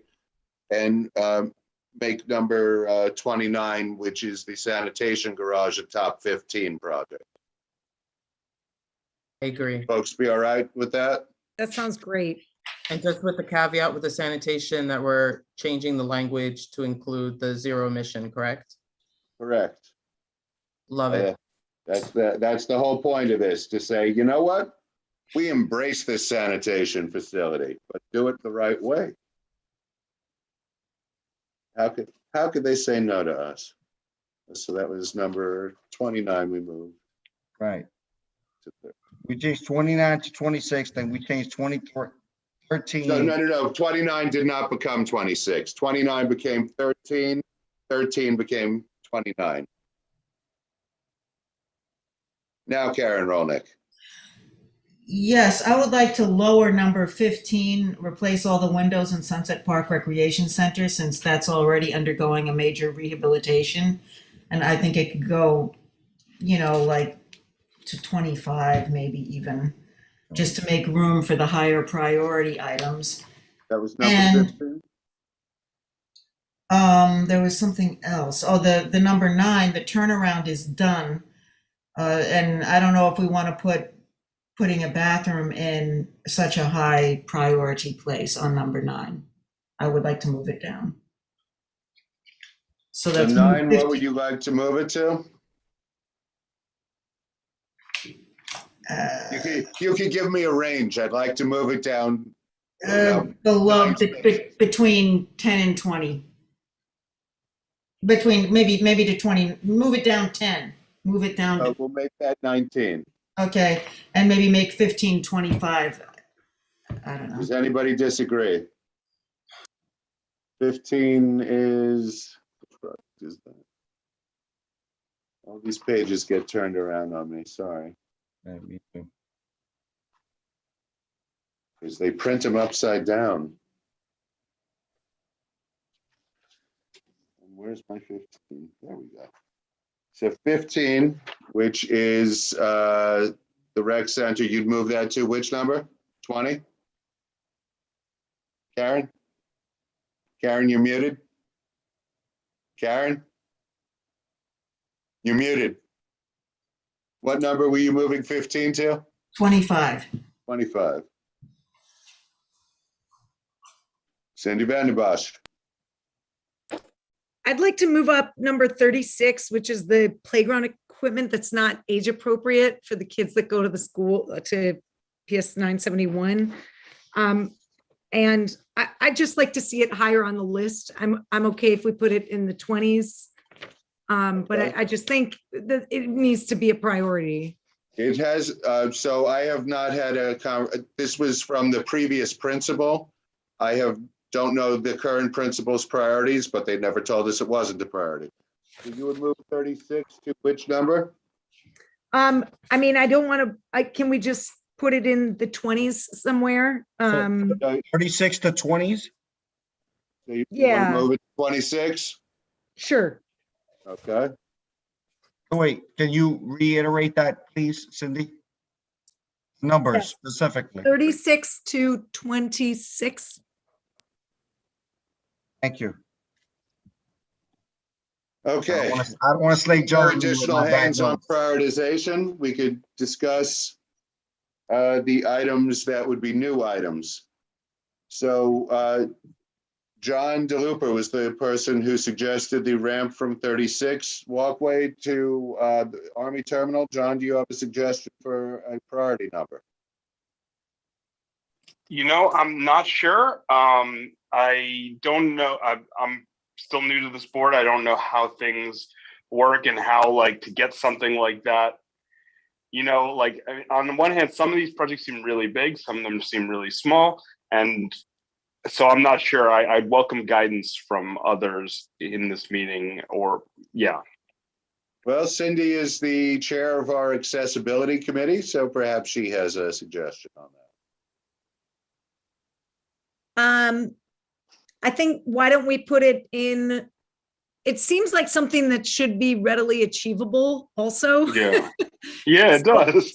You know, Which is why a capital project may not be the best thing for this, because then they have to do a study and they have to find a contractor. But we could ask for a capital project and a temporary solution. They have suggested a temporary solution. Yeah. Yeah, I think we definitely need the temporary solution as soon as possible, and then Right. capital budget. Yeah, I assume that it will cost within the capital thing because, like you said, study and all that. So, yeah, I would. That's all my feedback on that. So Cindy, do you have a suggestion for a number? why don't we put it somewhere in the 20s? Okay. Are you okay with that, John? Yeah, I think so. I think that shows it. I'm sorry. So I would need a specific number now that we are. I'm losing track of like where there are gaps because we've moved all this stuff around. No, there are no Right. gaps. That's the only There are reason I'm no asking. gaps. I want to There are make no sure gaps. I'm in the right Everything place. moves up if something was removed. So just think about what you want to put it between. That's the best way to think about it. Okay, all right, so why don't we put it between 22 and 23? So it will become the new 23, which means 23 will become 24. So is everybody all right with that becoming 23? Yeah. All right. Can we reiterate what it was? So that is the ramp from the 63rd Street walkway to the Brooklyn Army Terminal facility to make it accessible. And a reminder, there is a pre-K facility there. Thank you. So it makes the pre-K actually accessible. Yeah. Shelters and benches for the B63 on Fifth Avenue. Cindy, did you have a number for that? I believe that was your suggestion. I mean, I would defer to David Estrada on this one if you're here. Yeah, I mean, I know the Fifth Avenue build generally is like the perennial ask. So probably this one seems more realistic and actually would have more impact on the street to people who really need it, even if all the pipes underground are still decrepit. So I would rank it relative. Like I said, that one's never going to happen in my lifetime. Right. So we might as well cut to the chase with things that have some anchor in reality and execution, and might be shovel ready if federal money comes or something like that. So why don't we put this in that item's place, and I will have to find it. And then make that Fifth Avenue reconstruction in the 10-year capital plan for the past 40 years or so a lower priority, since none of us here, our grandchildren will live to see that. Well, if I'm speaking in hushed tones, it's because I'm hiding from my kids. So let's hope they see it someday. But My kids are sleeping all around at me. So that's actually number 7. So why don't we move number 7 down 20 spaces, still on our list, but make that Fifth Avenue a high priority, number 7. Does that sound all right? I couldn't say anything but thank you. Cindy? Anybody against? That's the new number 7. Decking over the MTA property, low income and essential workers. That's Karen. Karen, I know you wanted to make it a high priority, top 10. Give us a number. 3. And we'll work from there. 3. But I know we're never gonna get it, So I don't know, maybe we put it at the bottom, I don't know. No, I think that should be top. That So 3 is represents. the number. Anybody else? got a I would just add, never say never, because the MTA floated an RFP to cover the rail cut not too long ago. As far as I know, it's still an active RFP, even though it was delayed by COVID. And we have probably 2 other potential MTA sites that would be ripe for capping within CB7. So it's a great Julio's theme. about to bring one of those up. Okay, So the next item was Julio's suggestion of decking over 38th Street. Right after that one. That would be number 4.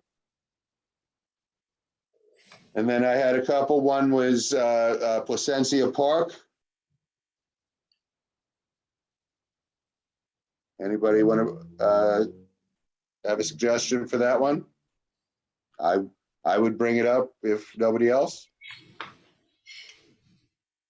I will make a suggestion. That was the number 4 priority for the Parks Department. Why don't we count down to our 3rd priority and make it the next after that when it comes to parks? So let's see. So Martin Luther Playground was our 1st priority for parks. Demick was 2nd.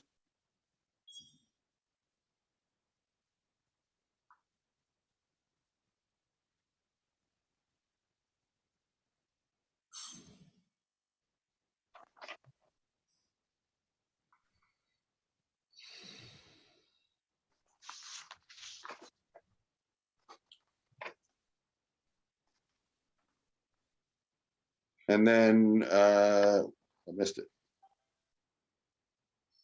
Oh, and then Sherman Street was 21. Sherman Street we could move down. So why don't we make this 21? And Sherman Street, which is about to go under construction, I'd have as our last priority, 40. Would that make sense? yep, Yes. Thank you. Placencia Park would be number 21. And then the last item I had was the purchase for fixed and portable equipment for running blended meetings. Julio, you were an advocate for that. If you would like to come up with a number.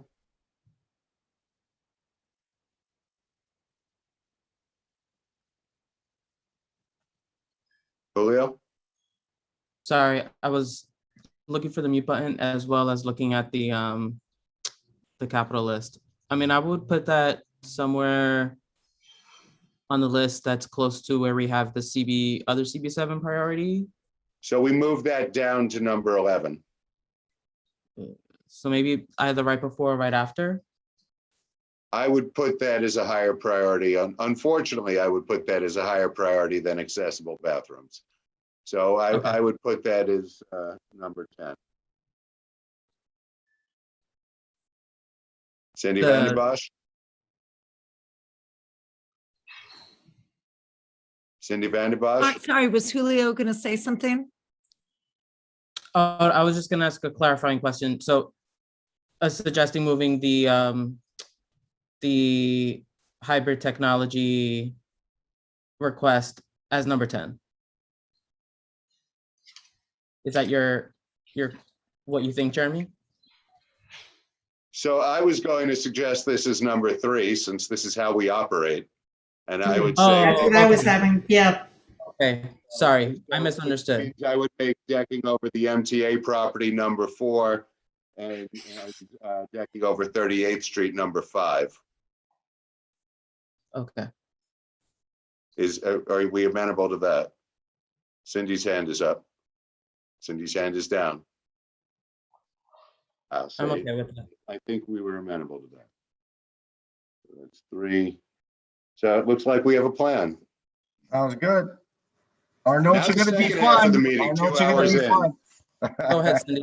Cindy has a comment. I do have a question, which is following up on John's thing, which is like, if it is something, it's hard to compare apples to oranges or whatever, you know? And so like the ramp thing, for example, like it seems like it's so simple, but if it doesn't fall in the top 20, does it, you know? So different Like- agencies have different priorities. DOT, for example, let me know, we really don't look at anything below 15, but that was a few years ago. And in truth, DOT doesn't listen to us on anything.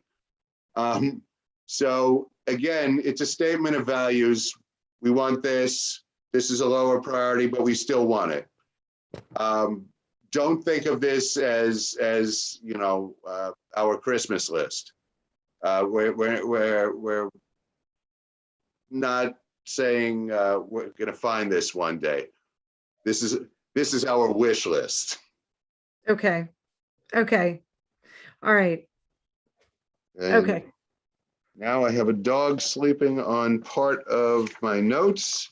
So I would just ask for 1 minute to reorganize myself and then we'll do expense. Folks, thank you for sticking around 2 hours. I hope to do this a little quicker.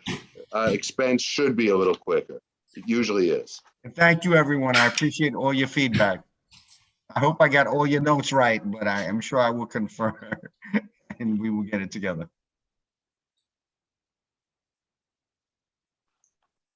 And I value all your input, by the way. You really do work for the Department of Ed, don't you, John? Yes, I do. I left corporate because I had to get back my soul.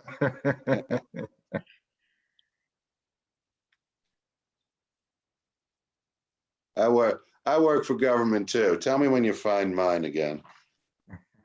All right, so, nope. 1 more minute. Expense. Okay. Anyone, any other? Let me get the other. Expense. All right, folks. So this is, I think we only did 23 last year. So I'm going to say, let me do the first 12 and then the last, we'll only do 2 rounds. We'll discuss any new expense items. I have a couple of suggestions and I'm sure folks will have some suggestions as well. I would just like to say thank you, Jeremy. You are most gracious and your facilitation skills are amazing. And I would thank the panel, you know, Cindy, Julio, Karen, everyone else, David, for giving the input. It's very appreciated. I've gotten some experience this past year and a half doing this. And thank you. And you don't have to thank me. I get paid. Thank the board members. My thanks come every 2 weeks. Thank you, fellow board members. All right. So you're all volunteers. I'm paid to be here. That's why you deserve thanks. Expense priorities from last fiscal year. I'm going to read the first 12 and I have some notes on some of them and I'll take questions and then we'll do the second half and we will go through new items and priorities. Priority 1, assign additional school crossing guards. We're supposed to hear about this any day. We might get as many as 1 additional crossing guard. I have something to say about this when we discuss these items. Priority 2, increase daycare slots. I'm not going to read the whole thing. Further study is needed. Priority 3, increase and sustained truck enforcement. The agency will try to accommodate this within existing reasons. You'll love my notes on that one. Priority 4, increase service to the B63 for more frequent service. MTA does not want to do that. Priority 5, ensure all children who are eligible for specialized and related programs. G&T is an interesting one there. Receive it in our district. This is not a budget request, which is true because we use the word ensure. It should say fund. However, we may want to make a statement on G&T programs if that's something this board prioritizes. Priority 6, increase funding for preventive protective services for children. contact the agency. This is for ACS welfare services, physical welfare services. Priority 7, allocate funds for additional training of school safety officers for all schools, especially serving schools with District 75 students. Safety officers should not be from the NYPD. Further study by the agency of this request is needed. This is a priority of Joan Bodies. Priority 8, provide vocational training, rehabilitation, and placement services for adults with disabilities. Approval of this request depends on sufficient federal state funds. Priority 9, increase funding for corner basket pickup. Funding for this program was restored. During COVID, the funding went down. It's now back at the previous levels. I'll have something more to say about that later on. Priority 10, increase parks personnel budget for additional maintenance workers and recreation center workers. Same thing, the staff went down during COVID, it's back, it's actually now above where it was pre-COVID levels because they did get a budget increase in the prior fiscal year. Priority 11, folks, please remember to remain muted. Restore full funding for the B37 bus on 3rd Avenue.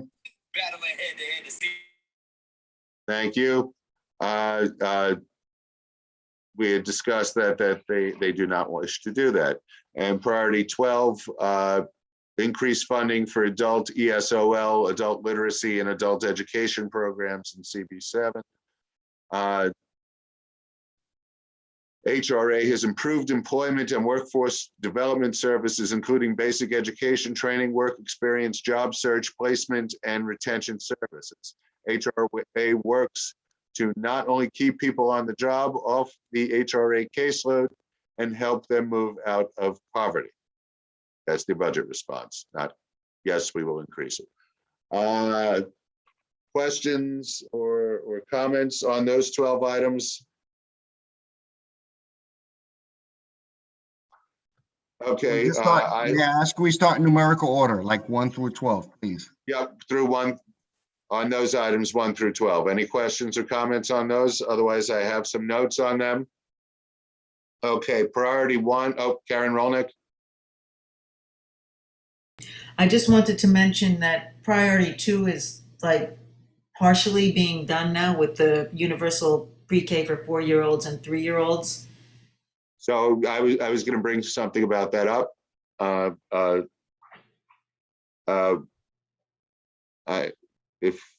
me get to my notes. So priority 1, I would really want to keep this as priority 1 if folks would allow.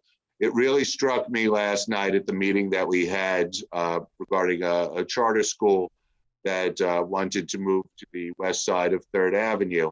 And they were going to take money out of their budget to provide their own crossing guards, thinking that school, wherever they're located, is a city public school.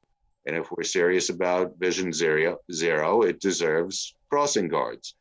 Every one of our schools deserves crossing guards. It's not enough to say, oh, we've got an additional 1 position when we've had several additional schools open without additional crossing guards. I'd like to make a suggestion that we say every school should have a minimum of 2 crossing guards in our district, whether they are a private school, a city charter school, for all schools that have students up to 8th grade. I don't think high school needs a crossing guard. We have 1 high school, although we could certainly use some traffic work on 4th Avenue. But I'd like to say that we change the wording to this to say we need many more crossing guards, a minimum of 2 for each school. And I also think we should reach out to every school, find out if they have crossing guards, how many they have per day, and what they feel their needs are, and advocate for that number. So Karen brought up that we actually need fewer daycare slots than we needed a few years ago because of 3K and pre-K.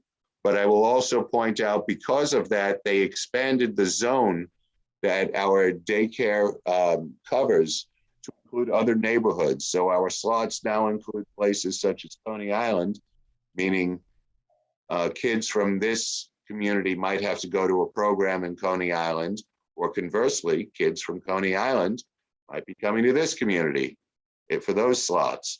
So I'm not sure how folks feel about it, the wider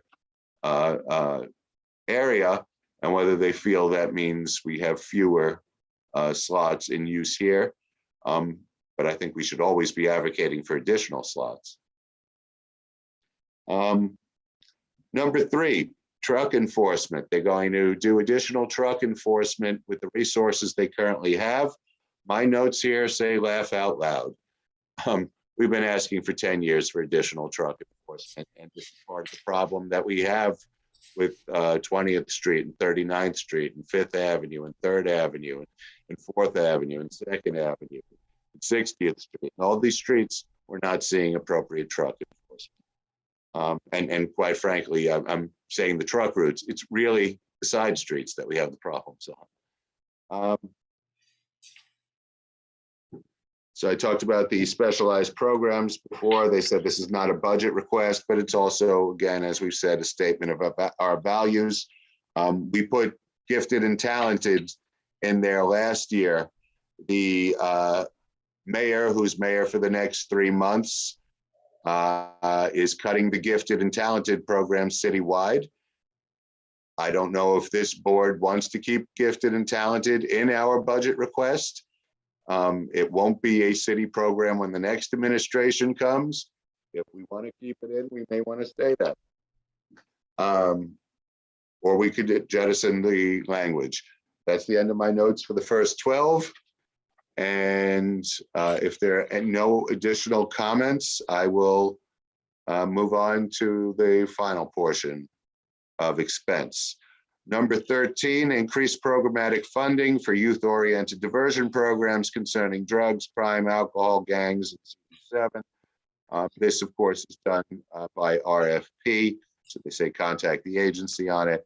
Priority 14, increase funding for sewer and catch basin maintenance in CD7. The agency will try to accommodate this request with existing resources.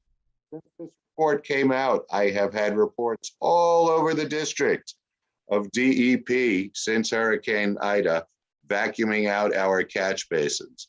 So this has actually occurred, but it took a hurricane for it to happen. And unfortunately, we continually have problems with our catch basins not being cleaned on a regular schedule.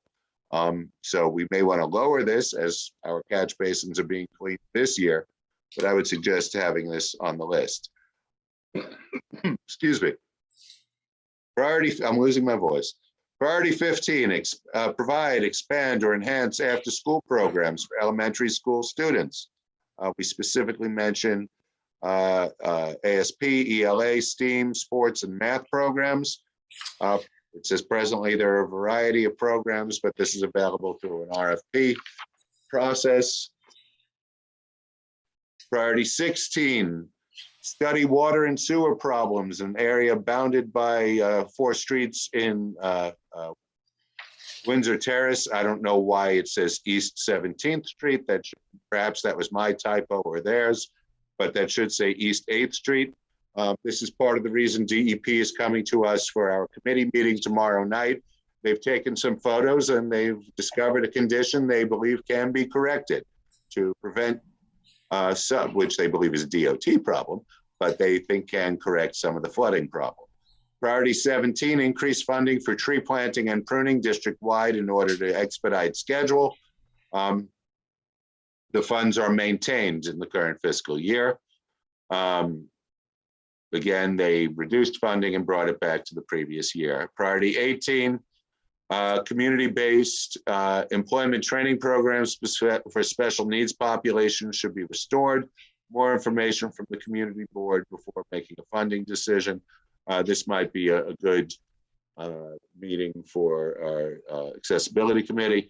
Priority 19, community board believes community-based, it's actually the same priority because it went to two different agencies, and that was the only way to do it. The first was to Department of Small Business Services, and the second was to Human Resources Administration. HRA says this is not in the city's budget jurisdiction.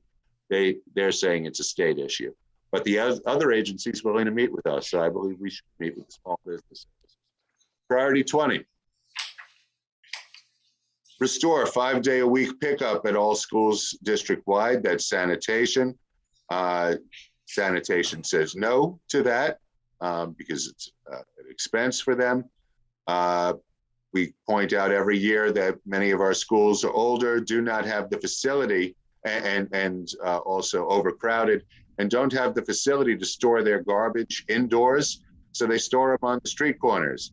And the garbage sits there for several days until the Department of Sanitation picks it up. But they used to have 5-day-a-week pickup. They do not have it anymore. It's been about, I think, at least 8 years. I think it was the Bloomberg administration that made it. Priority 21, allocate additional personnel for manual street sweeping and CD7 on commercial streets. Due to fiscal constraints, the availability of funds is uncertain. That's why the council member has provided additional funding for, you see ACE on 4th, 5th, and 8th Avenues. And of course, the bid provides their own service as well on 5th Avenue. And the bid in Park Slope 5th Avenue bid provides that service as well. Priority 22, senior center, essentially provided additional funding for senior centers.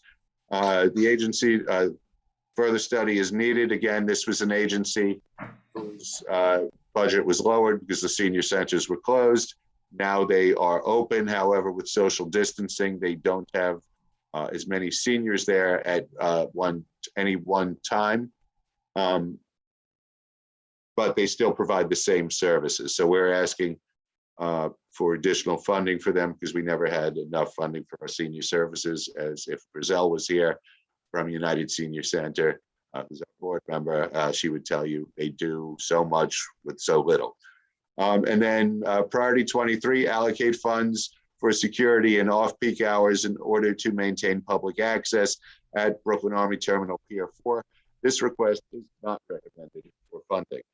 Are there any questions on the last 12 that I just read?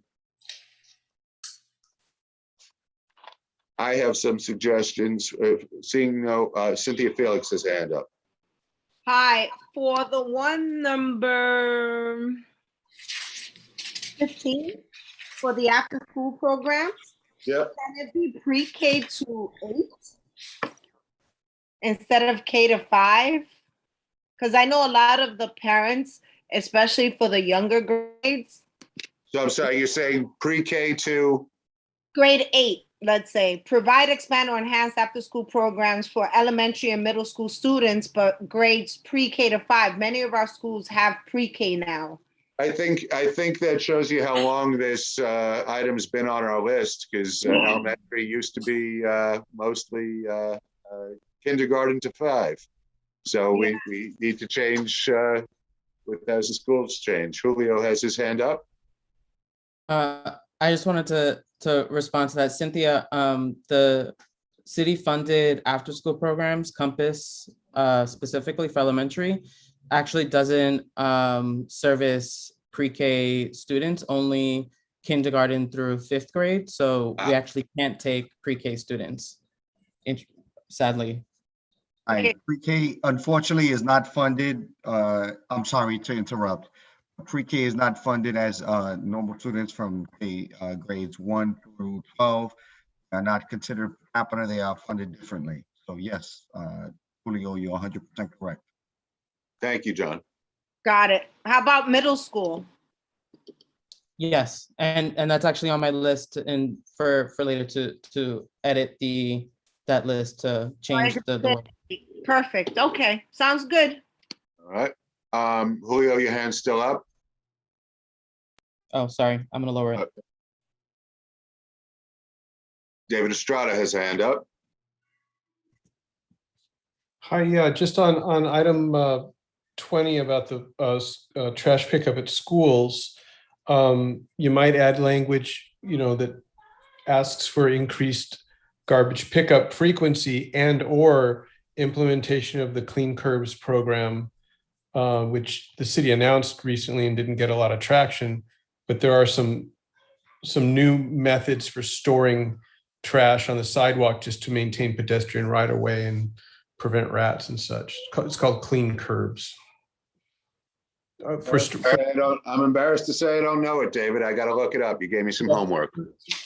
I think it's intended for larger retail and commercial buildings, but you pointed out that some of our older schools don't have internal trash storage capacity.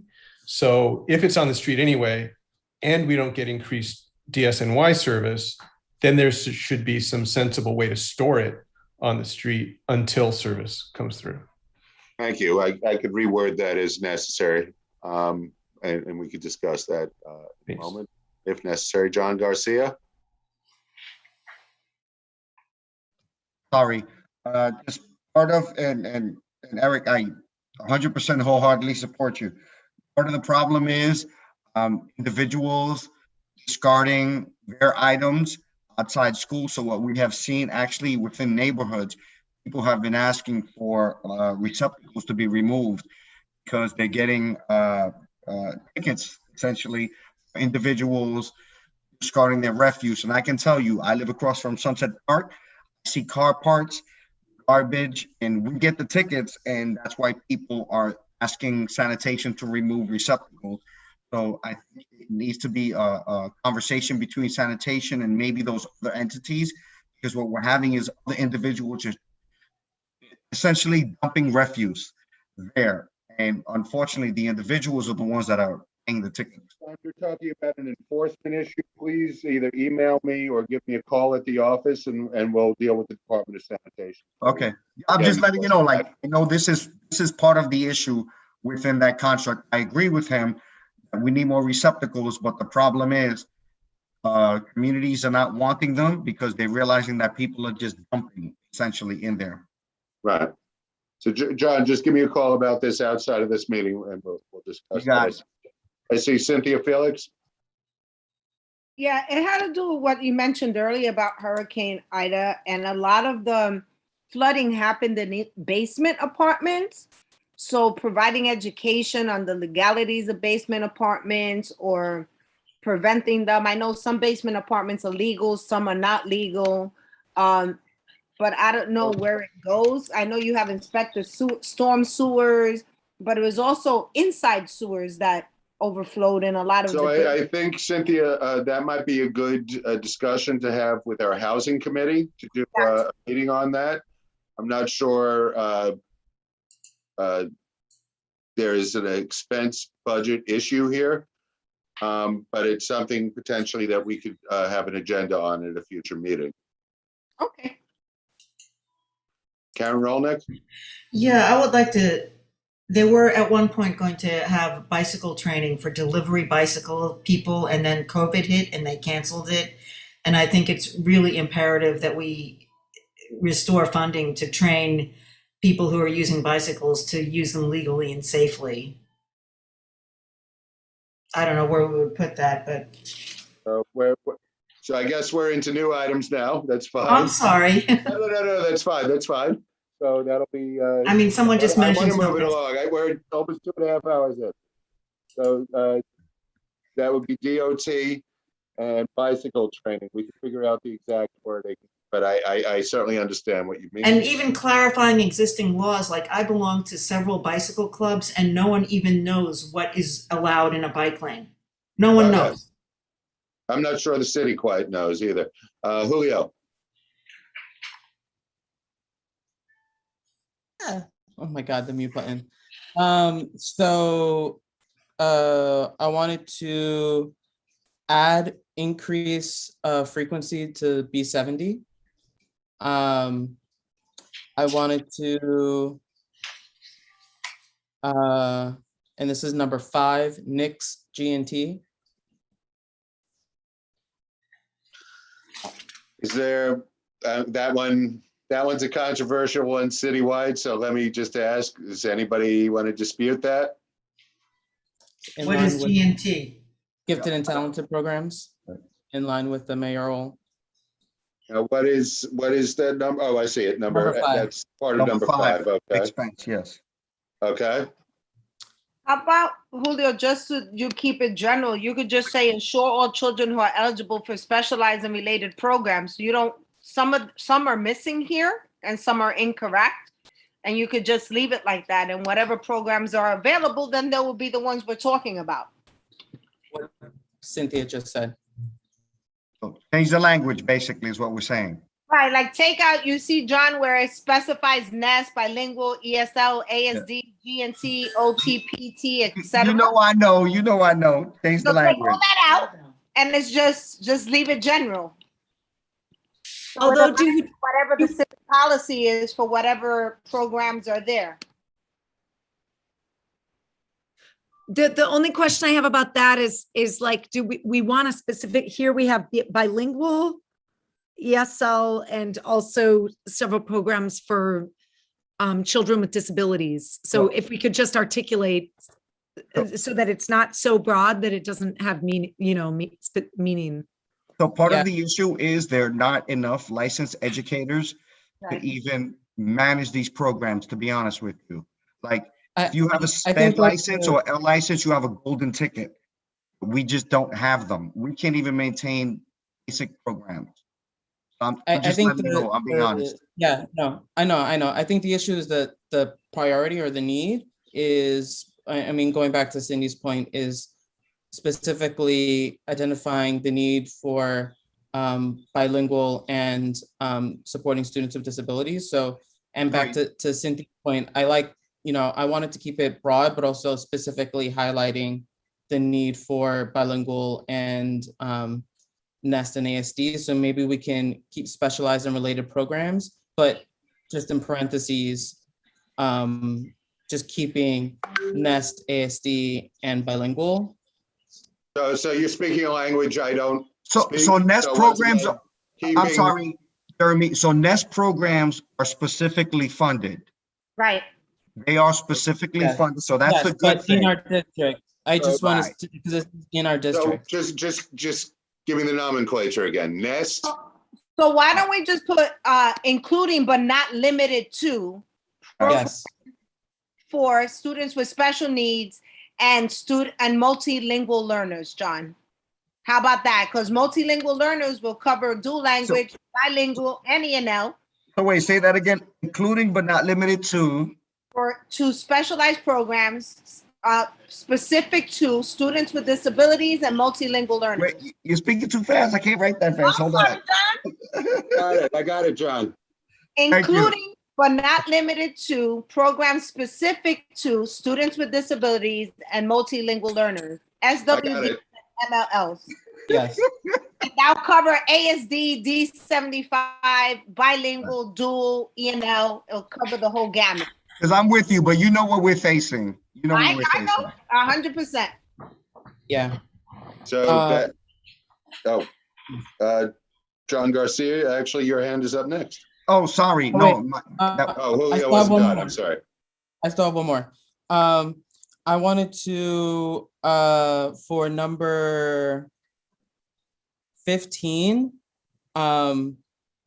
change kind of the wording. Instead of provide, I wanted to expand after school programming and with the way we write after school programming, to just put expand compass, as in like the compass you use to navigate, and Sonic, SONYC, which is the name of the elementary and middle school programming. So hang on. Expand Compass and Sonic Yes, SONYC and to all SONYC. to all schools in the district. So Okay. essentially universal after school in the district.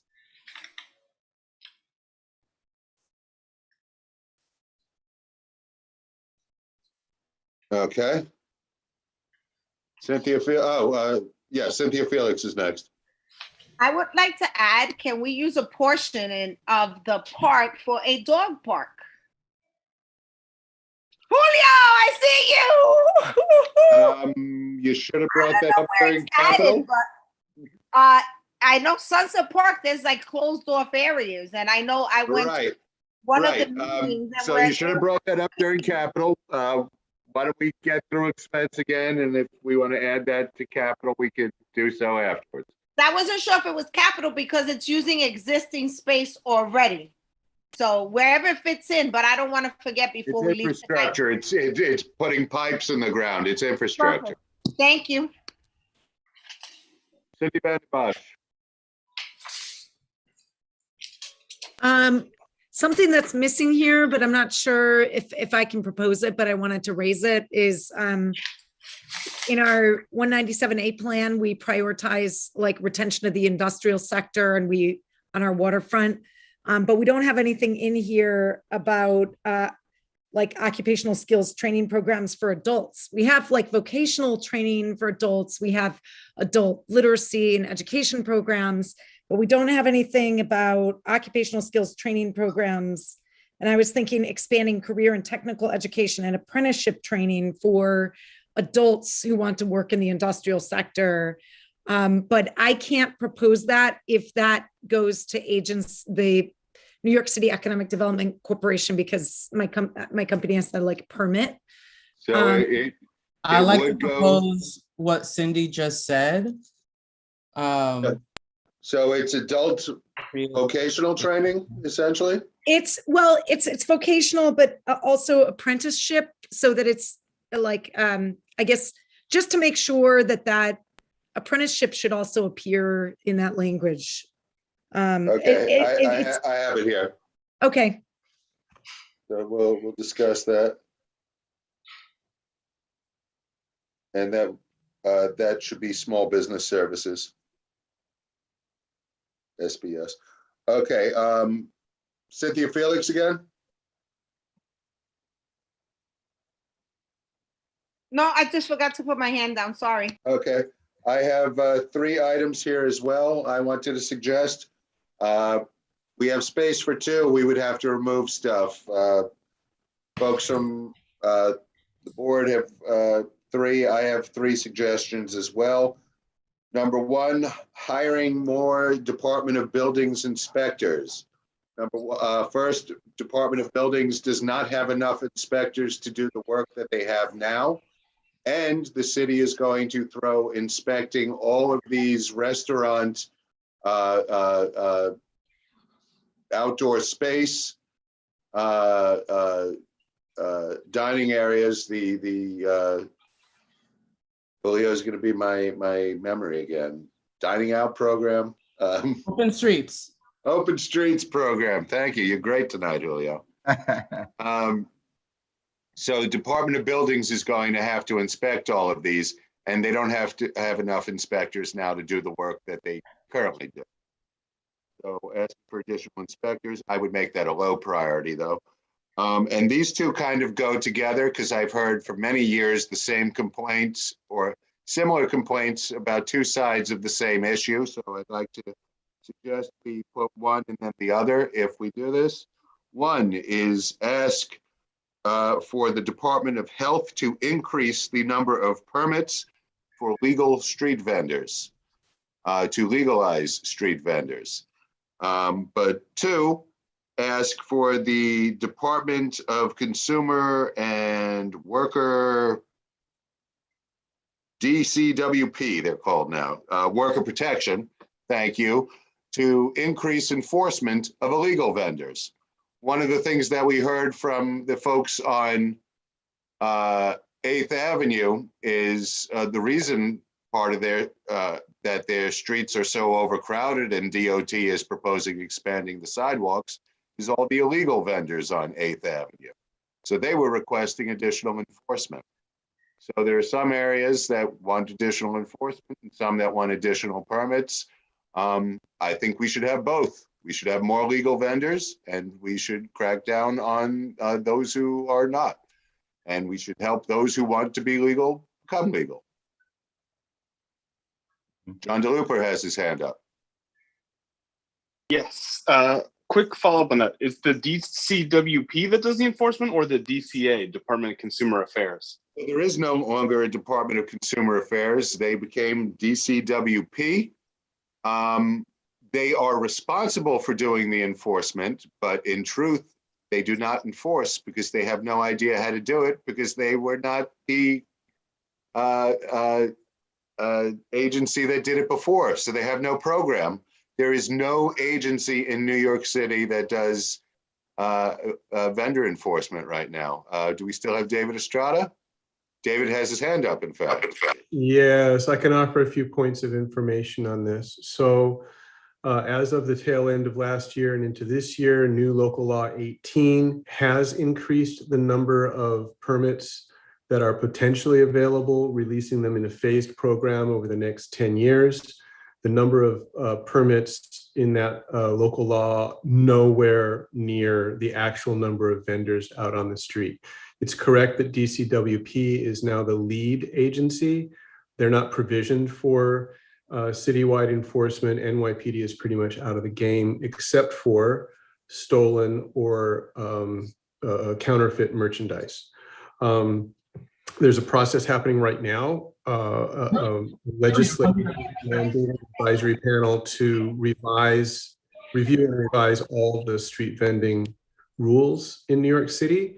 Sunset Park is on that advisory panel because our bid was chosen to be a representative of small businesses. This isn't going to be a quick fix. I strongly support the community board making a priority out of managing this process because the city abdicated, frankly, all management and public administration of street vendors 30 years ago. And it's an issue that it's nuanced in Sunset Park because we have an appetite among our residents for street vending.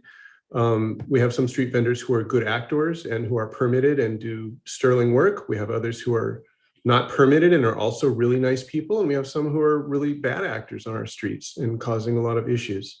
So just a backgrounder for you, because if we as a community board make this a priority, I think the ask should be that the lead agency, DCWP, be provisioned sufficiently to carry out meaningful enforcement of whatever regulations come out of the new administration. David, do you think the two items together split the baby correctly? Well, I mean, we'll do a weekend workshop on this sometime, maybe up in the Catskills, if the community board can afford the transportation and housing and food. It's a deep issue.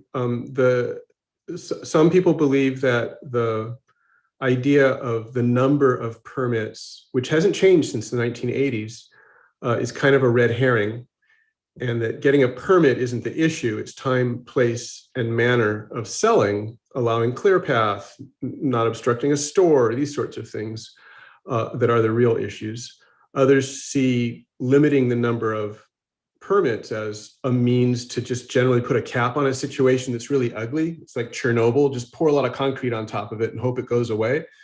So, I think it's a valid ask. You may notice my wording didn't have a number. It said right. increase. So I think I personally, so David Estrada, as a community board member and resident, strongly believes that on the theme of driver's license for all and ID NYC and many other services that we're using to accommodate people who are operating irregularly in one area or another is actually other good models for handling street vendors. When I put on my bid cap, there is a high impact on our streetscape for passersby, people with accessibility issues, local retail storefronts. And so I don't want the conversation about street vendors and merchants to be a cats and dogs, old style, us against them thing. But the path forward to a cooperative solution is pretty difficult. I think the community board highlighting this as an issue is a positive step. And I think the two things you mentioned are both positive items. And I like the idea that you didn't hang a number on it because nobody knows how many vendors there are because the city has never, ever, ever done a census that we count trees and butterflies and unhoused people, but we don't count street vendors. So all of this is flying blind. I would suggest only that you add the idea that the city conduct a thorough street census of actual vending circumstances in order to formulate a proper number of licenses and locations for selling. So why don't Sorry, we add that I'm a language little to the bit up about this. DCWP item? Yeah, so pardon the long-winded part, but it's a big impact on many parts of our district, and it's likely to be a controversial topic during the next 2 years, especially the first 2 years of the next administration. May I also request that we add in like education to this, because you can open up permits, but if there isn't an agency that's like, in terms of enforcement, if it just is going out and you have some of the most vulnerable people that are vending right now who are struggling to make a living, and then you have enforcement coming out writing tickets, but not educating and not providing opportunities or some kind of transition for people to learn about how to get permits. So I would like to, I mean, that I think like that's a big piece of this as well. And if you don't have the education, then you just have this system where you either enforcing, ticketing people who end up already struggling, So Cindy, that's why we have the two sides of this. We're asking for additional permits and we're asking for enforcement. But enforcement to me sounds like ticketing. I'd echo, yeah, I want to fines. support what you're saying, Cindy. I'm sorry to I think I'm interrupting. I apologize, but it's in the manner of supporting.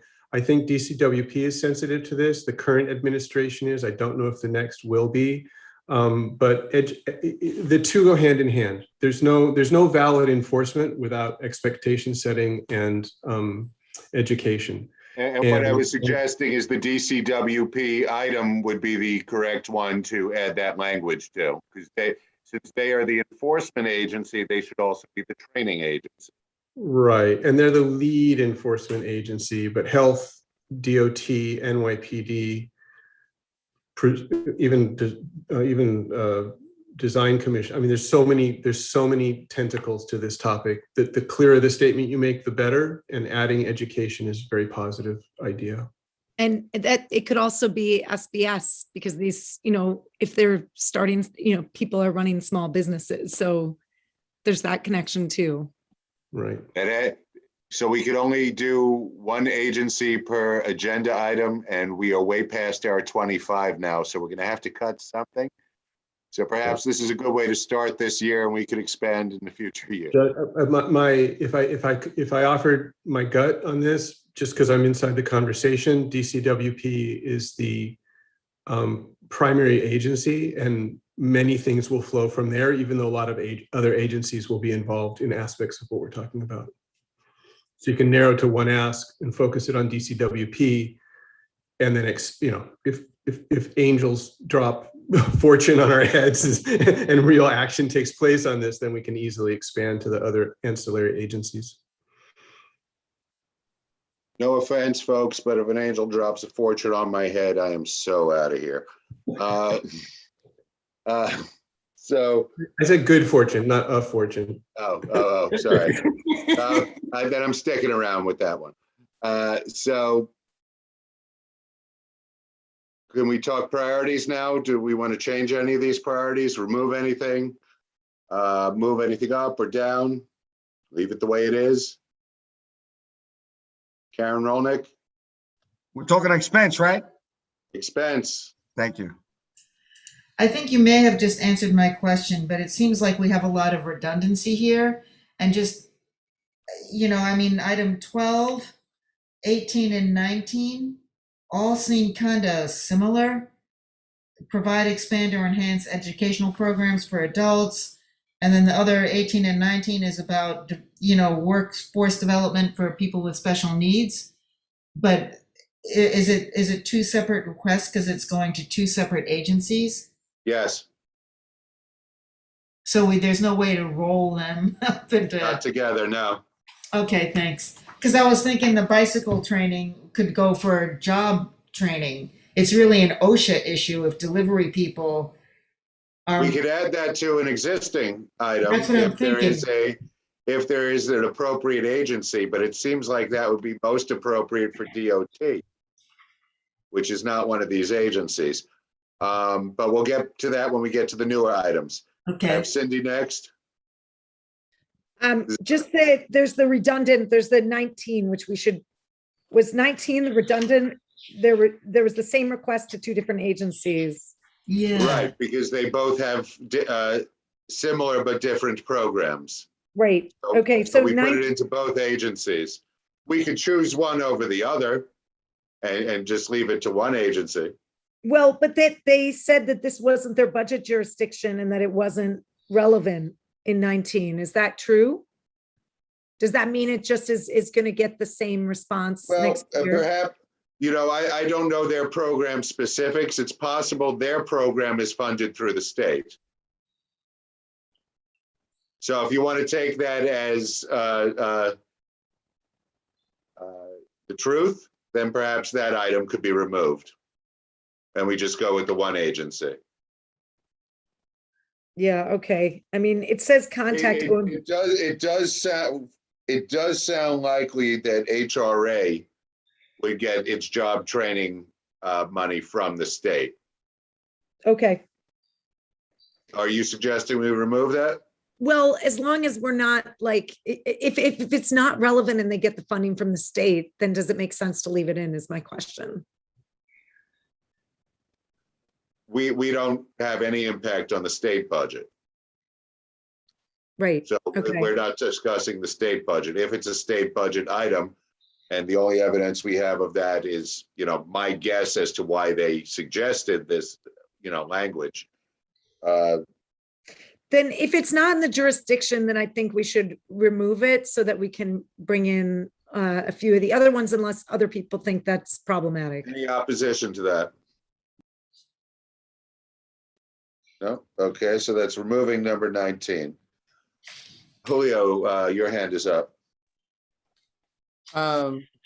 Clarifying point, are we suggesting now to the items that we've added to move on to the list, or is that separate later? So if you're the last hand up, we would be moving on to that now. So let me just say last call for discussion on items that we had voted on last year. Seeing no additional hands, you are on, Julio. I like to move the B70 item to. Oh, okay. So yeah, that's what we were on. I'm sorry. Yes. Okay. So that is number. To the B70 is the new item Oh, added. I'm sorry. Yes. Oh, yes. I'm sorry. No, no what would you worries. like to make that? I would like to make that number 12. Directly below the B37. So which is the original? I'm sorry, moving which number to number 12? The B70. So it's a which is new item. Yes. The increased frequency of the B70 bus, it's a new item to number 12. Correct. John, I'm going to be able to decipher all of this, so I will make a list. Thank you. I'm keeping note. I got like 15 You pages. got it. of It's notes. going to take me a few days, but I've been doing this for a number of years. I know how to translate it. We'll have lunch together and we'll confer notes. One of my 3 favorite meals. Karen Rolnick. Could we add B63 to that? Did we have the B63 on this list already? Was I incorrect? I on think that was somehow on the capital something. Yeah, no. B63 is already number 4. Are you suggesting moving okay. it down? Or should we leave it at 4? We actually really need increased bus service on that line because there are so many schools on that line. So why not leave it where it is? Yeah, and service is only every 20 minutes. I agree, Karen and Jeremy. I would leave it where it is. So Karen, while we have you, your item was the DOT bicycle training. Where would you put that? I think it should be incorporated in with, well, it has to do with street safety, but it can be a fairly low priority, I guess. It could be like above 17, maybe. Above So Like between 16 and above meaning 17. 16 or above meaning 18? Above, how about between 16 and 17? Well, that would make it the new 17. Okay. Okay. So bicycle. It's like that Chinese puzzle where you move the tiles to. It's actually kind of fun to figure it out. But, yeah, it is like a puzzle. Okay. Was it Cindy? Adult vocational and apprenticeship programs, SPS? Yes. You have an idea where you want to put that? Oh, I mean, I thought, oh, yeah, I mean, I'd just like it to be in the mix. I mean. Mix isn't a number. Give me a number. Okay. Let's put it by the other kind of adults. It's good to cluster them together, right? We've got the 18 and 19. Well, we've So got. we removed 19. Do you want to make it the new 19? Yeah, perfect. Okay. Oh, if only I was 19 again. I'm sorry? No, I was making a joke with the numbers. If only I was 19 again. Sorry, Julio. It's almost 3 hours here. We're getting punchy. You're my memory, not my sense of humor here. The two items I had suggested with the regarding the vending, the DCWP one that David and Cindy amended, as well as increasing vendor permits through Department of Health. Anybody want to suggest numbers for that? If we want to keep them, and which one should go first? David, you seem like an appropriate person for that. You mentioned vendor permits. There are several classifications of permits. So I think, again, you can probably center all this with DCWP. There are also veteran permits, First Amendment permits, food truck permits. There's So do you think we could do this as a single item, all focused on DCWP? I think you could when it finally goes to the agencies. I mean, there are some technical things that health permits that DCWP doesn't. But if you're talking about street vending and you're trying to be inclusive of food and merchandise, then DCWP is the newly named central. So why don't we word it something like, since we'll make it a single item, develop a comprehensive program that includes enforcement, training, should also say consumables versus commodities, because I think that's what, David, you're saying. It's food versus, so consumables versus commodities.